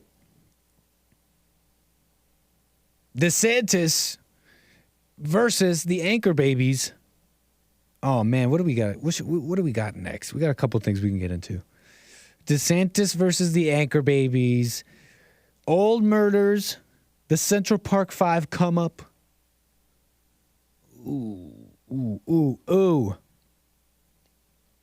You hear about this? Central Park 5 member Yusuf Salam wins Democratic City Council primary in Harlem. We're talking about the come up of the decade. Is that fair to say?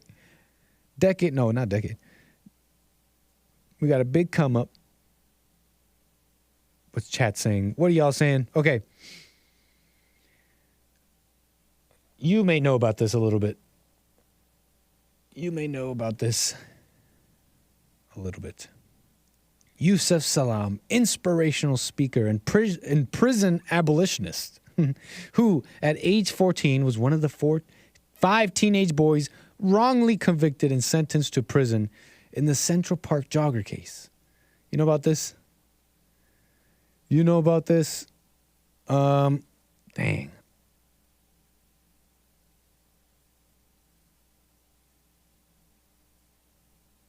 Yeah, I guess we could do this. I'm on the fence. I'm fickle. I'm being fickle like a woman right now. I don't know if I really want to talk about this.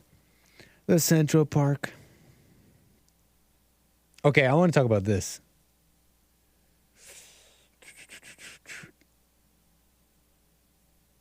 Let's do this. Anti-Semitism. Anti-Semitism is in the news a little bit. A little bit of internal fight going on amongst the conservatives a little bit. Okay, Trump 2024. We got the election day next year. It's coming up. The fight continues to gain, drum up in steam. Oh yeah, it is in my title.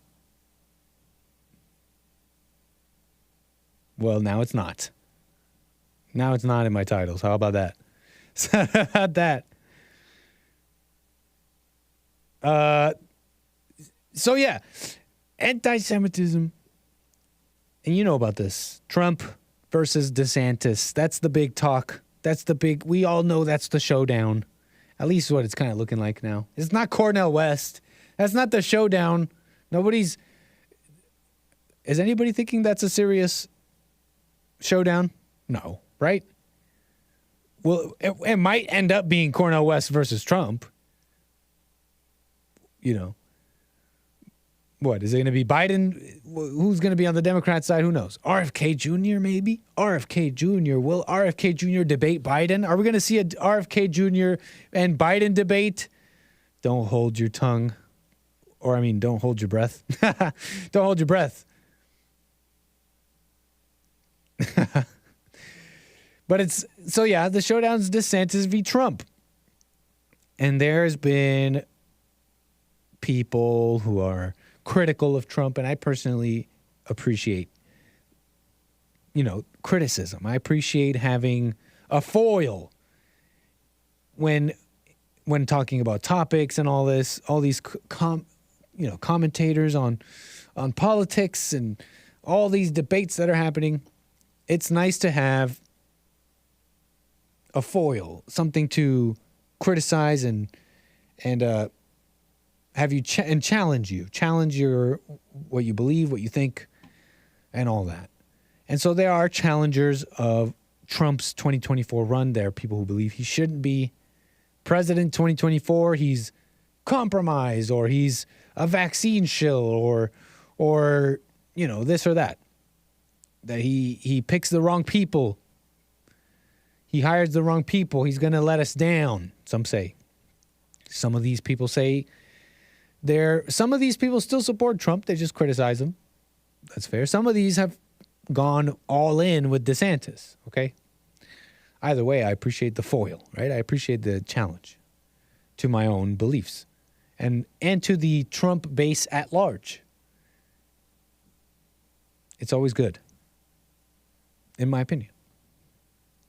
Well, there's one particular Trump critic who was on the Jesse Lee Peterson show, a well-spoken individual, I believe is married with children and everything, Pedro Gonzalez, who shares a last name, no relation to me, Gonzalez, meaning battle, or having to, or being related to war general. Yeah, that's what that means. Your anchor baby here is a war general, or at least I come from that. Pedro Gonzalez, rising conservative influencer, as Breitbart calls him. He's a Trump critic, and some of his criticisms, they've brought out people out of the woodwork on Twitter. Just one, they're saying, you are a Trump hater. What the heck? And I like that.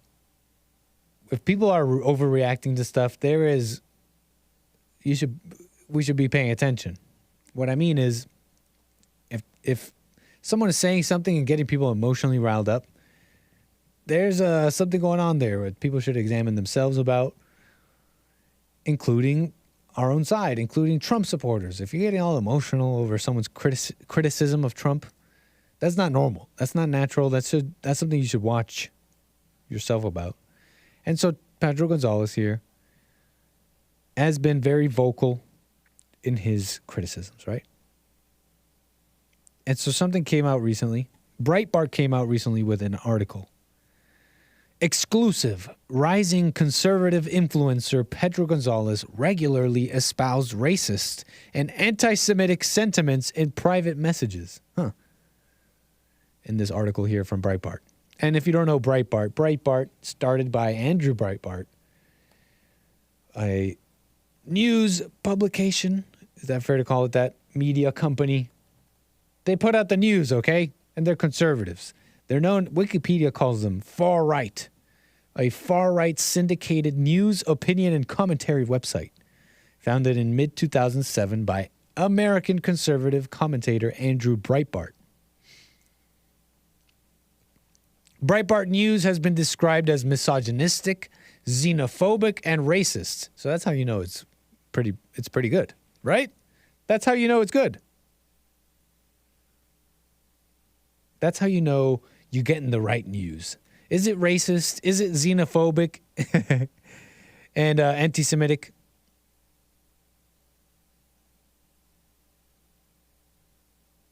Right? Sorry, I just got a text there.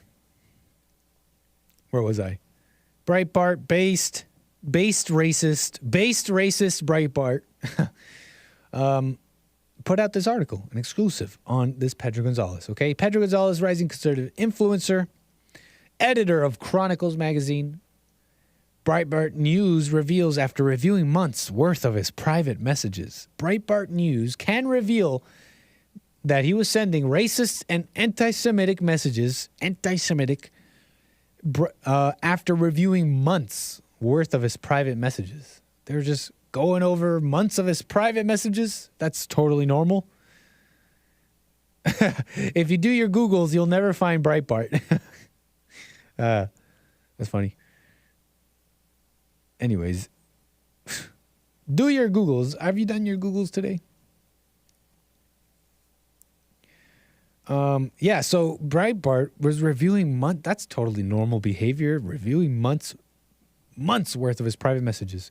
More recently, Gonzalez has become perhaps most well known as one of the most active and strident pro-Florida Governor Ron DeSantis influencers on Twitter. So he is pro-DeSantis, okay? Gonzalez responded, he's the other Gonzalez. He's the DeSantis Gonzalez. Okay, I'm the based Trump Gonzalez. Gonzalez responded to the Breitbart News investigation after this article was published by claiming he is a target of Trump, and that is why these messages became public.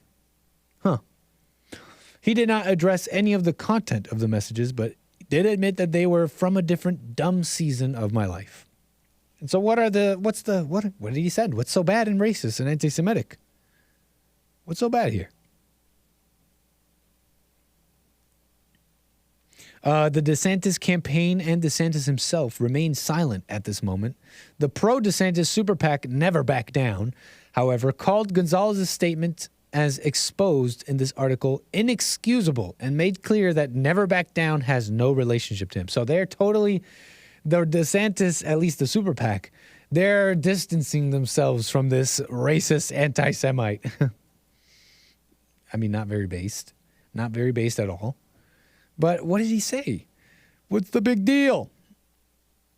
So here it is. Gonzalez wrote in one group chat in 2019, for instance. Not every Jew is problematic, but the sad fact is that most are. I don't know why that is so weird. It's like with any other minority. This is what Pedro Gonzalez wrote. He goes on to say, the only tactical consideration of Jews is screening them for movements, Gonzalez wrote in another group chat message.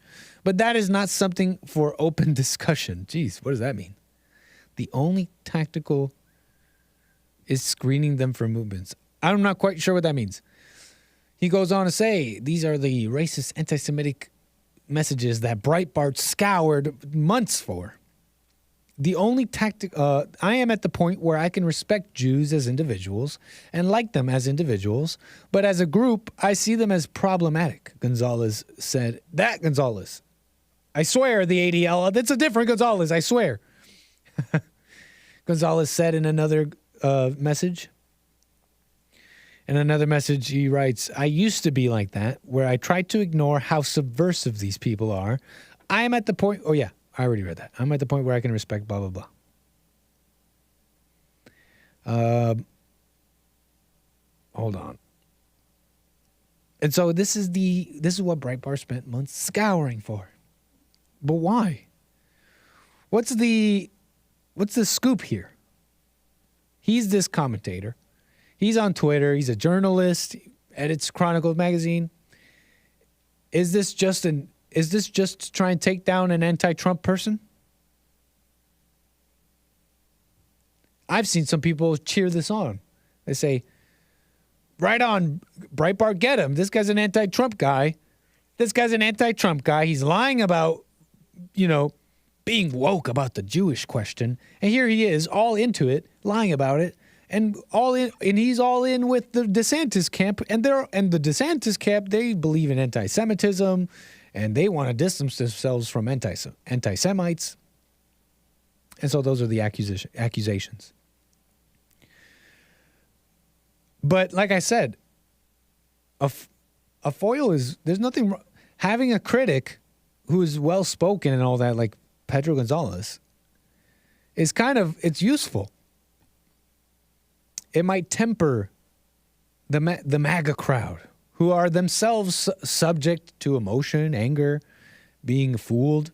Let's think about January 6th. It might help to temper these thoughts and whims, okay?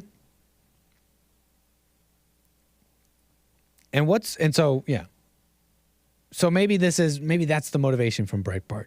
It's a defense of Trump.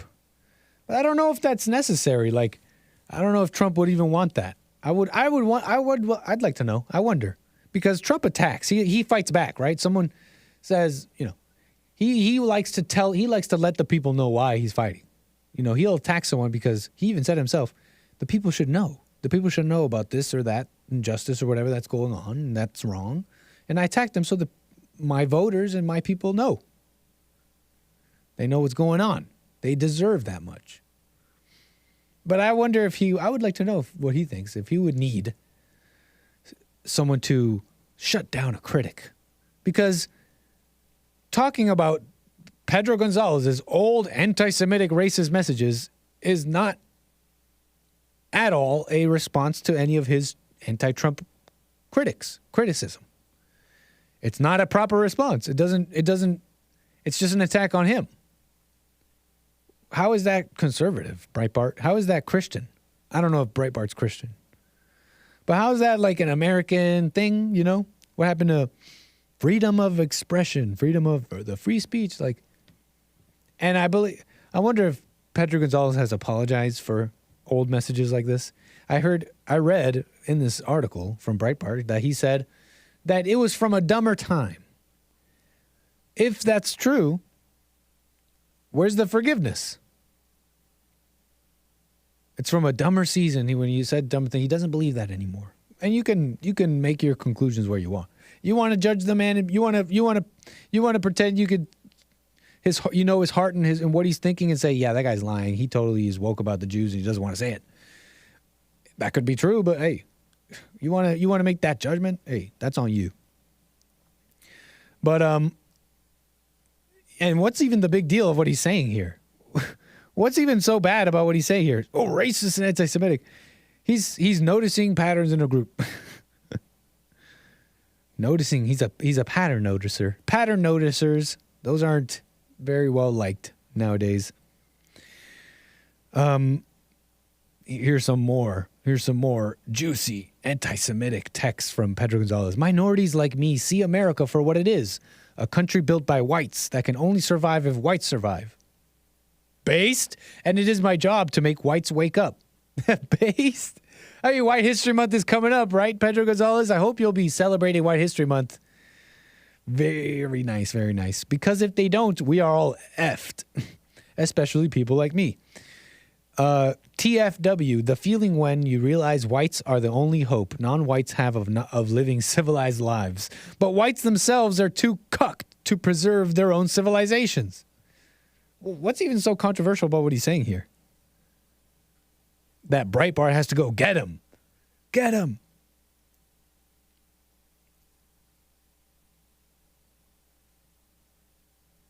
White History Month. Nice, Ivana.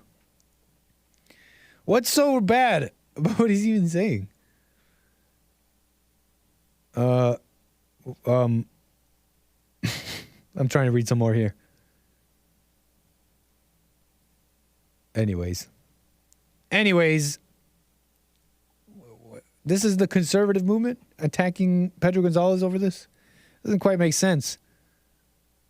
He was a guest on the JLP show. I forget what they talked about. It was he was so well-spoken and interesting to listen to.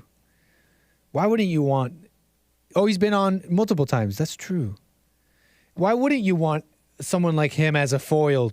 I did invite him on. But why wouldn't you want someone like him as a foil to challenge you? Even if he's dishonest about the Jays, if you believe that about him. I don't even know what I mean by that. But if you believe he's dishonest or whatever, I just can't justify cheering this on. I can't justify Breitbart doing it. I can't, even as a Trump hater, wouldn't you want, why be afraid of criticism? That's not normal. It's kind of my thinking about it. Just kind of my thoughts about it.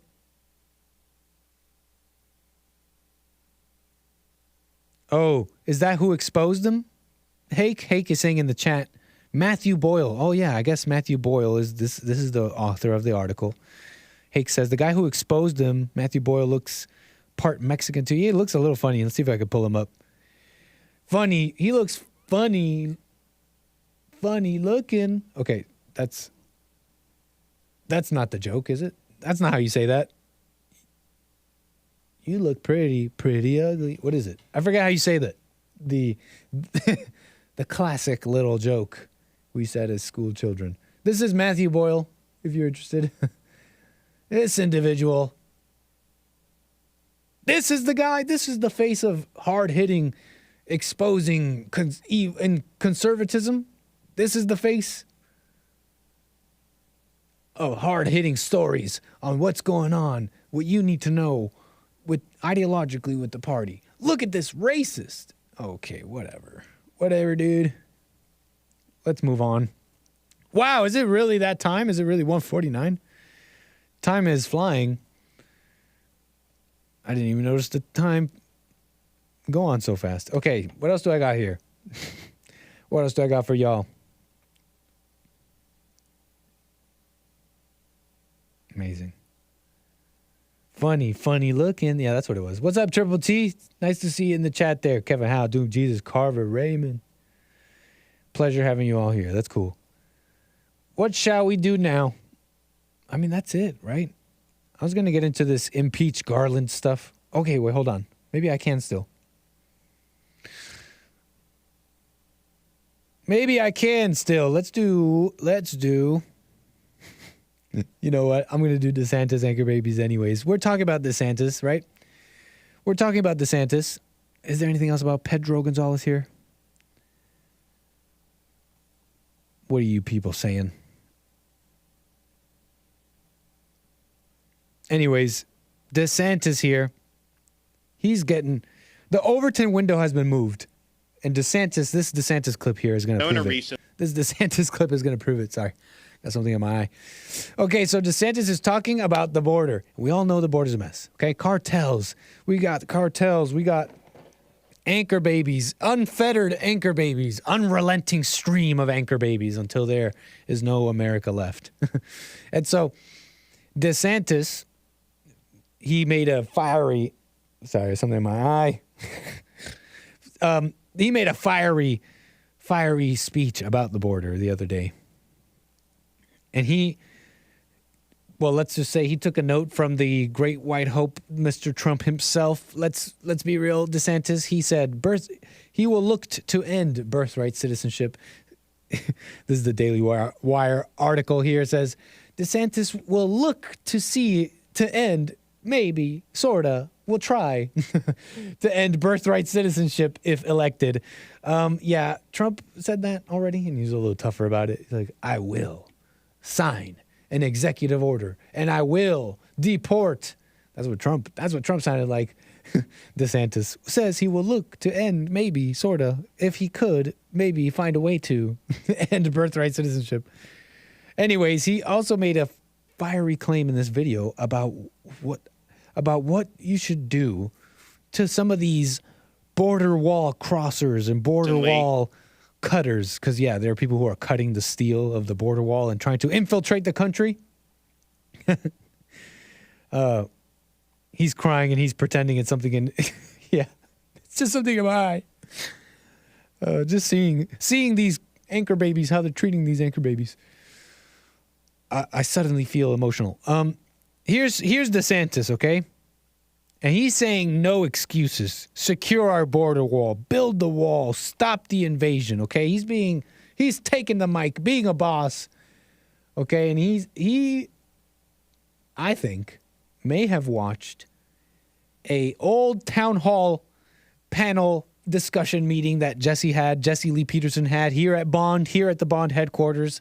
There was a similar discussion about the border. And there was a bombastic young individual who lit up the room when he too had a similar solution to the border. Let's watch the DeSantis clip here. Let's watch that beautiful footage. Let me pull it up. And here it is. You know, there was a big wall, and it stopped, and so people could just go around it. But if you go to parts of the wall where it was there, you'd have the drug cartels actually cut through these really strong metal beams. And you have these guys with the backpacks, and they scurry right in through the wall. And I'm just thinking to myself, how could a country let that happen? So we're going to create adequate rules of engagement. Whoa. If somebody were breaking into your house to do something bad, you would respond with force. Whoa. Yet why don't we do that at the southern border? So if the cartels are cutting through the border wall, trying to run product into this country, they're going to end up stone cold dead as a result of that bad decision. And if you do that one time, you are not going to see them mess with our wall ever again. I've also... Whoa! Based out of control? I'm referring to a town hall. What is it? It was like a panel meeting discussion thing that Jesse had. Illegals cannot cut steel beams. What do you mean, Hake? They don't have the capability. Illegals can cut catalytic converters from all these cars out here in LA, so I don't know about that, Hake. Maybe not illegals, the cartel. Did the cartels use jet fuel? I understand what you guys are saying now. You guys are ridiculous. Anyways, DeSantis, I'm talking about that town hall meeting Jesse had, and it was Travis. Travis on the panel was very, very edgy and said, we need sentries and turrets set up all around the southern border. Should anyone try to cross, they will be shot dead. They will be shot dead where they are. I'm kind of adding to it, but he was pretty much saying that. And it was like, whoa. It was like, whoa, dude. Whoa, dude. Did he just say that, bro? Well, thank you, Travis, for moving for moving the Overton window, shifting over the Overton window, making it totally okay to basically talk about shooting dead these people. He said cartel. DeSantis said cartel. But shooting dead, stone cold dead, he says. Shooting dead these people who are cutting through the border and trying to infiltrate and invade the country. Can we say based? Can we say based? I mean, he's saying based things with these kinds of hand movements. I don't know how much I can trust him. Okay, he's going like, he might as well be saying, Stone cold dead. We're going to take these. We don't like the cartel, right?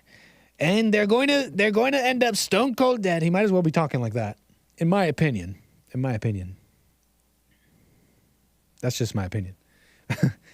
Oh God. So noticed, if you go, we were in Arizona recently, there was a big wall, and it stopped, and so people could just go around there's more to the clip. But if you go to parts of the wall where it was there, you'd have the drug cartels actually cut through these really strong metal beams, and you have these guys with the backpacks, and they scurry right in through the wall. Those industrious and very, very wily and creative Mexicans, they've been giving Prius owners and nice car owners out here a run for their money, trying to find creative ways to protect the shiny metal in their car that keeps getting cut off.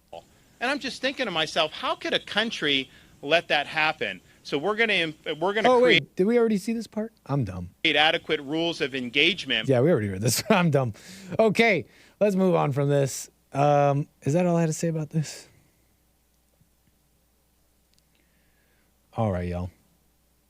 Matthew Boyle, DeSantis, Pedro Gonzalez. That's the story, y'all.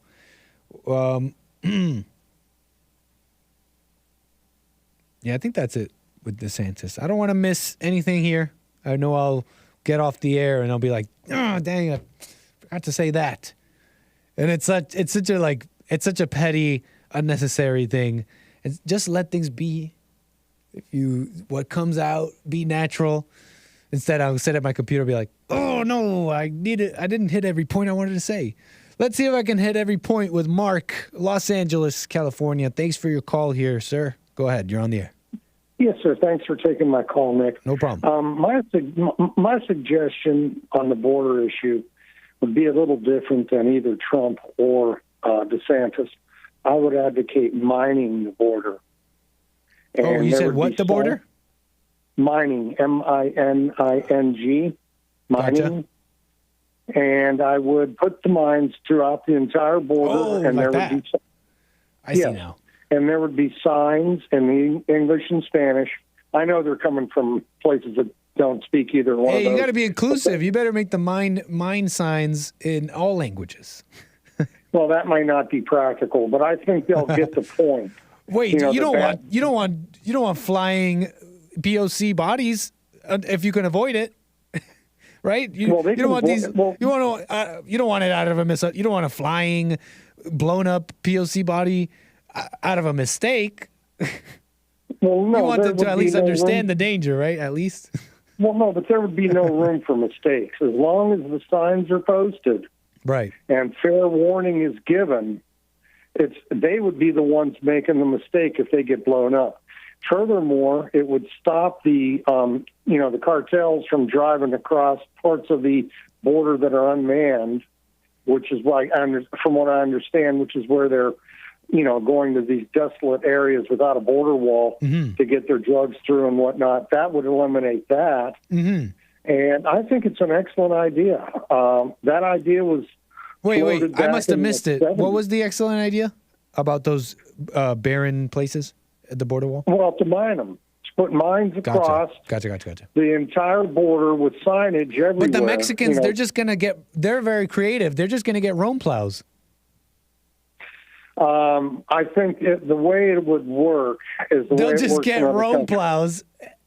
You know what a Rome plow is? They'll just get Rome plows and find a way past the mines. As long as we still offer the honey, it will not be fixed until we stop offering the free stuff. Well, that too. Of course, that would have to be part of the deal. Because they'll get past the mines. I think the mining would work, though. I really do. I think that there may be some problems. I mean, nothing's 100%. I think the wall is a great idea. I think the way the mining would work, though, you would have the mines and you would have the fence. A fence, not necessarily, or a wall, whatever you want to put. Mm-hmm. But whatever barrier you would have would prevent cars and people from plowing through. Now, I don't know about that, what you said, that they could roll over the mine. I've never seen that used in war, where the enemy, where there was a mine field used what you said to get through to the other side. Now, normally, what they do... That might have been propaganda in school that I learned then. Well, no, and when they, like in parts of the Arab world where they've had mines along the border, there are companies that demine, and they do use that thing that you said, that. Yeah. But that's only for taking the mines, taking the mines out. It's not for invading a foreign country. And I think it would put the fear in God in these invaders. I think it really would. I know there's going to be bad ones that are going to try anyway, and there probably will be casualties. But in all wars, there's always going to be casualties. And what's going on at the border right now is a war. It's an undeclared invasion war from their side. The cartels have taken over the border, and we're at their mercy. I think if DeSantis or Trump get in, they should either, well, everybody wants the wall, but I think mining the border in certain areas, maybe not entirely across the entire border, but mining it in certain sections where a wall may not work would be the stopgap for these criminals. And I think also, that if they put Border Patrol officers near where the mines are, so if somebody tries what you said, one of those rollers, the Border Patrol would be right there to go after them. It would free up manpower by having either a wall or the mines. The Border Patrol would be able to do other things. And I think it's a win-win all the way around. The only way that the people could come in would be through a port of entry, which would have, which should have secure border guards and the Army if necessary. And there would be no mass invasion like we have now. These, what do they call them when there's thousands of them? A caravan? Yeah, the caravan thing that would end. Following what you're saying here, are you saying you're going to vote DeSantis? Because I'm still for Trump. Let's go. But I love DeSantis. No, don't get me wrong. I love DeSantis. But I'm with Trump because of what they're doing to him.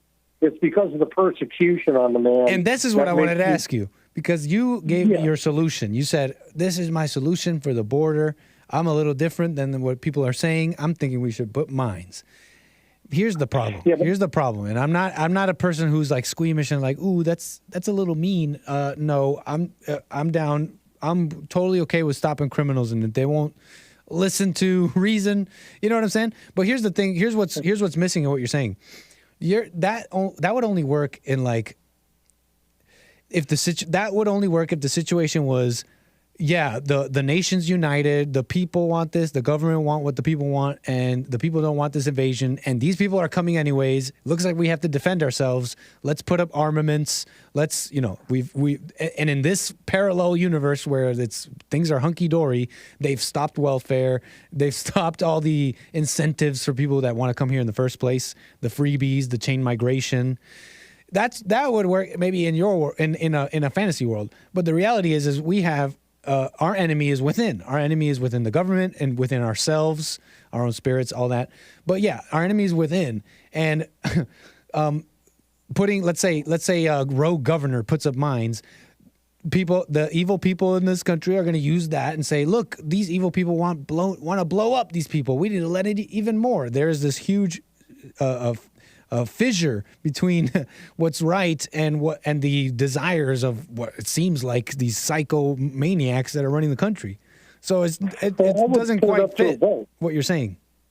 I would put it up to a vote. Let's see what the people think that mines are too extreme. I don't think it's too extreme. That's not what I'm saying here. I'm saying that strategically, it doesn't quite make sense when our enemy is within. The people who want the fact that these people are even coming over is because our leaders want that.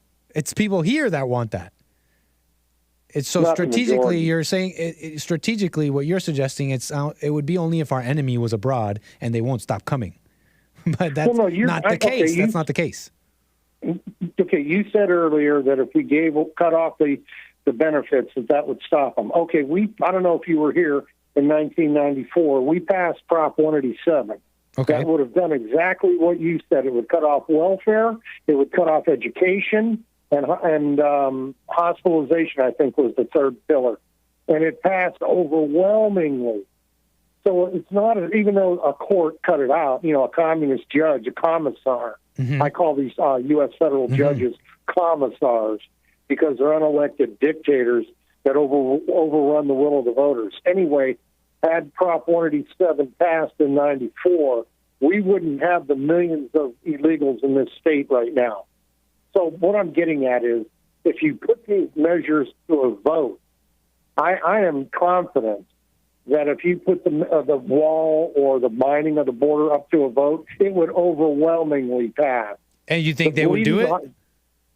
Pardon me? And you think they would do it and enact it just because it overwhelmingly passed by the people? Well, the law says they're supposed to. That's my point. That's my point. Strategically, it's not quite logical what you're saying.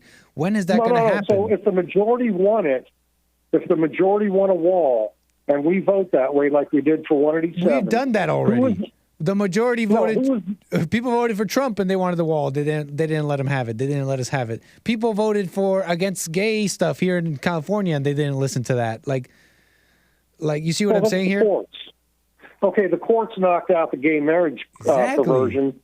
Okay, and it was the courts that knocked out Prop 187. In regards to Trump's wall, he would have had it completed in his first term. Unfortunately, because of the liberals and the rhinos, he was held up. However, he was, I believe, and I could be wrong on this number, I think he was about 500 miles short of completing the wall until they rigged the election for Biden to win and stop construction of the wall. And I think, again, if we have the majority on our side, we can enact these things. I agree, the judges are the biggest problem. They're unelected commissars. Okay, they're here's my thing. the will of the people. I'm sorry? Okay, I heard what you said. But here's I think I can crystallize what I'm trying to say here. My point is this. In your scenario, you're saying let's mine the border and all that. Right. But in your scenario, it only makes sense it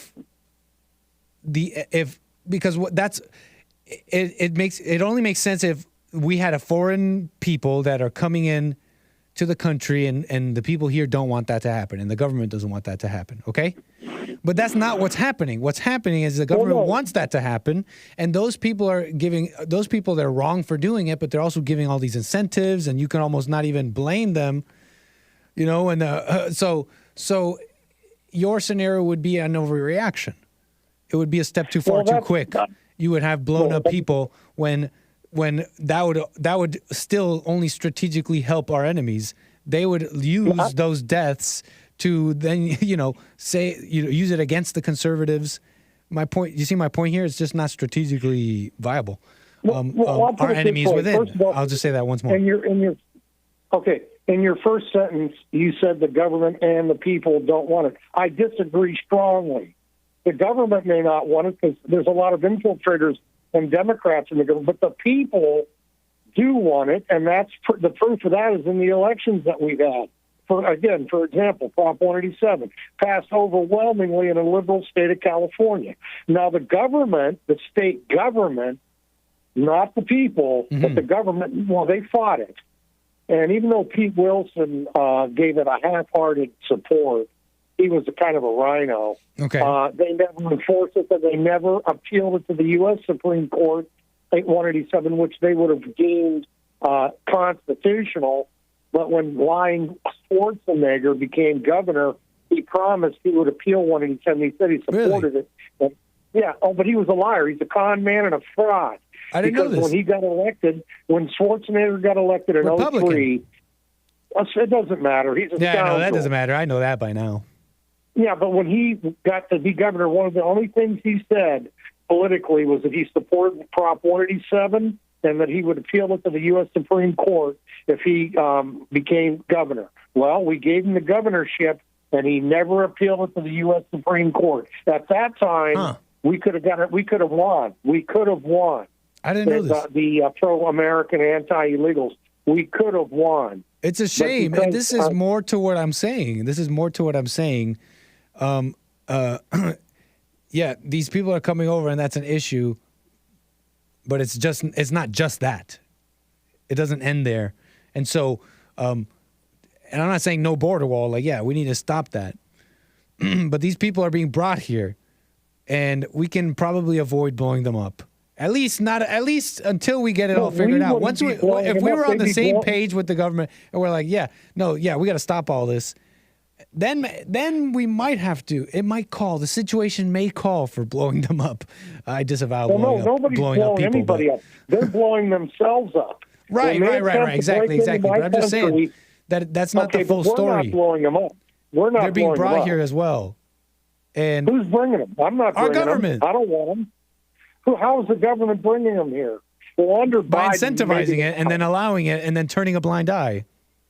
Well, agreed. I agree with that.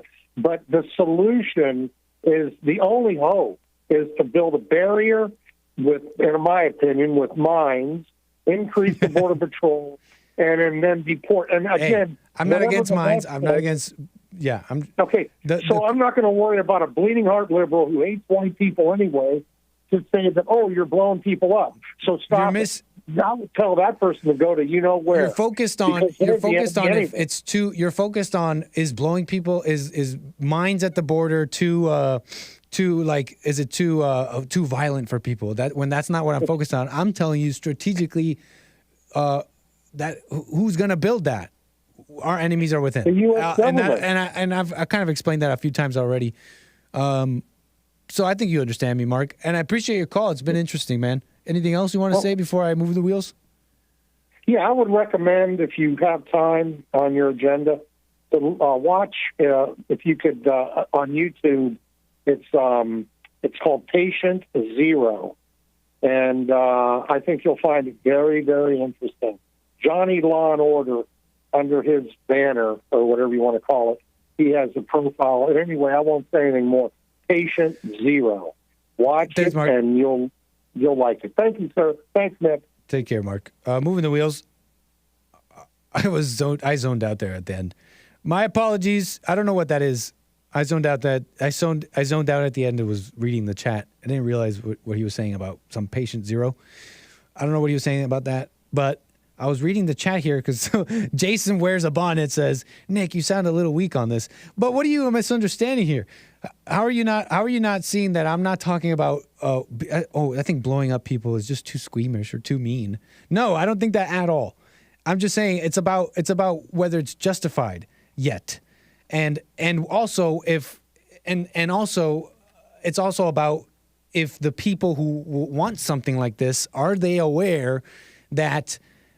even aware of what's really going on? Because it seems to me like if you think that that's going to fix it, mines at the border, or a border wall will stop them.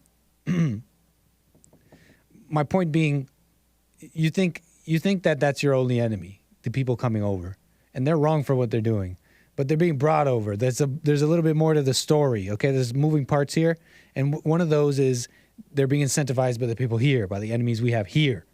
And if we could get that figured out, then maybe it might call for bombs. It might call for mines. It might call for armed patrols at the border.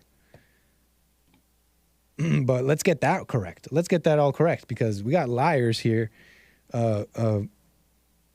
saying these people should come here and live a better life, and it's just BS. It's bogus speech. Okay? It's not about it being too violent.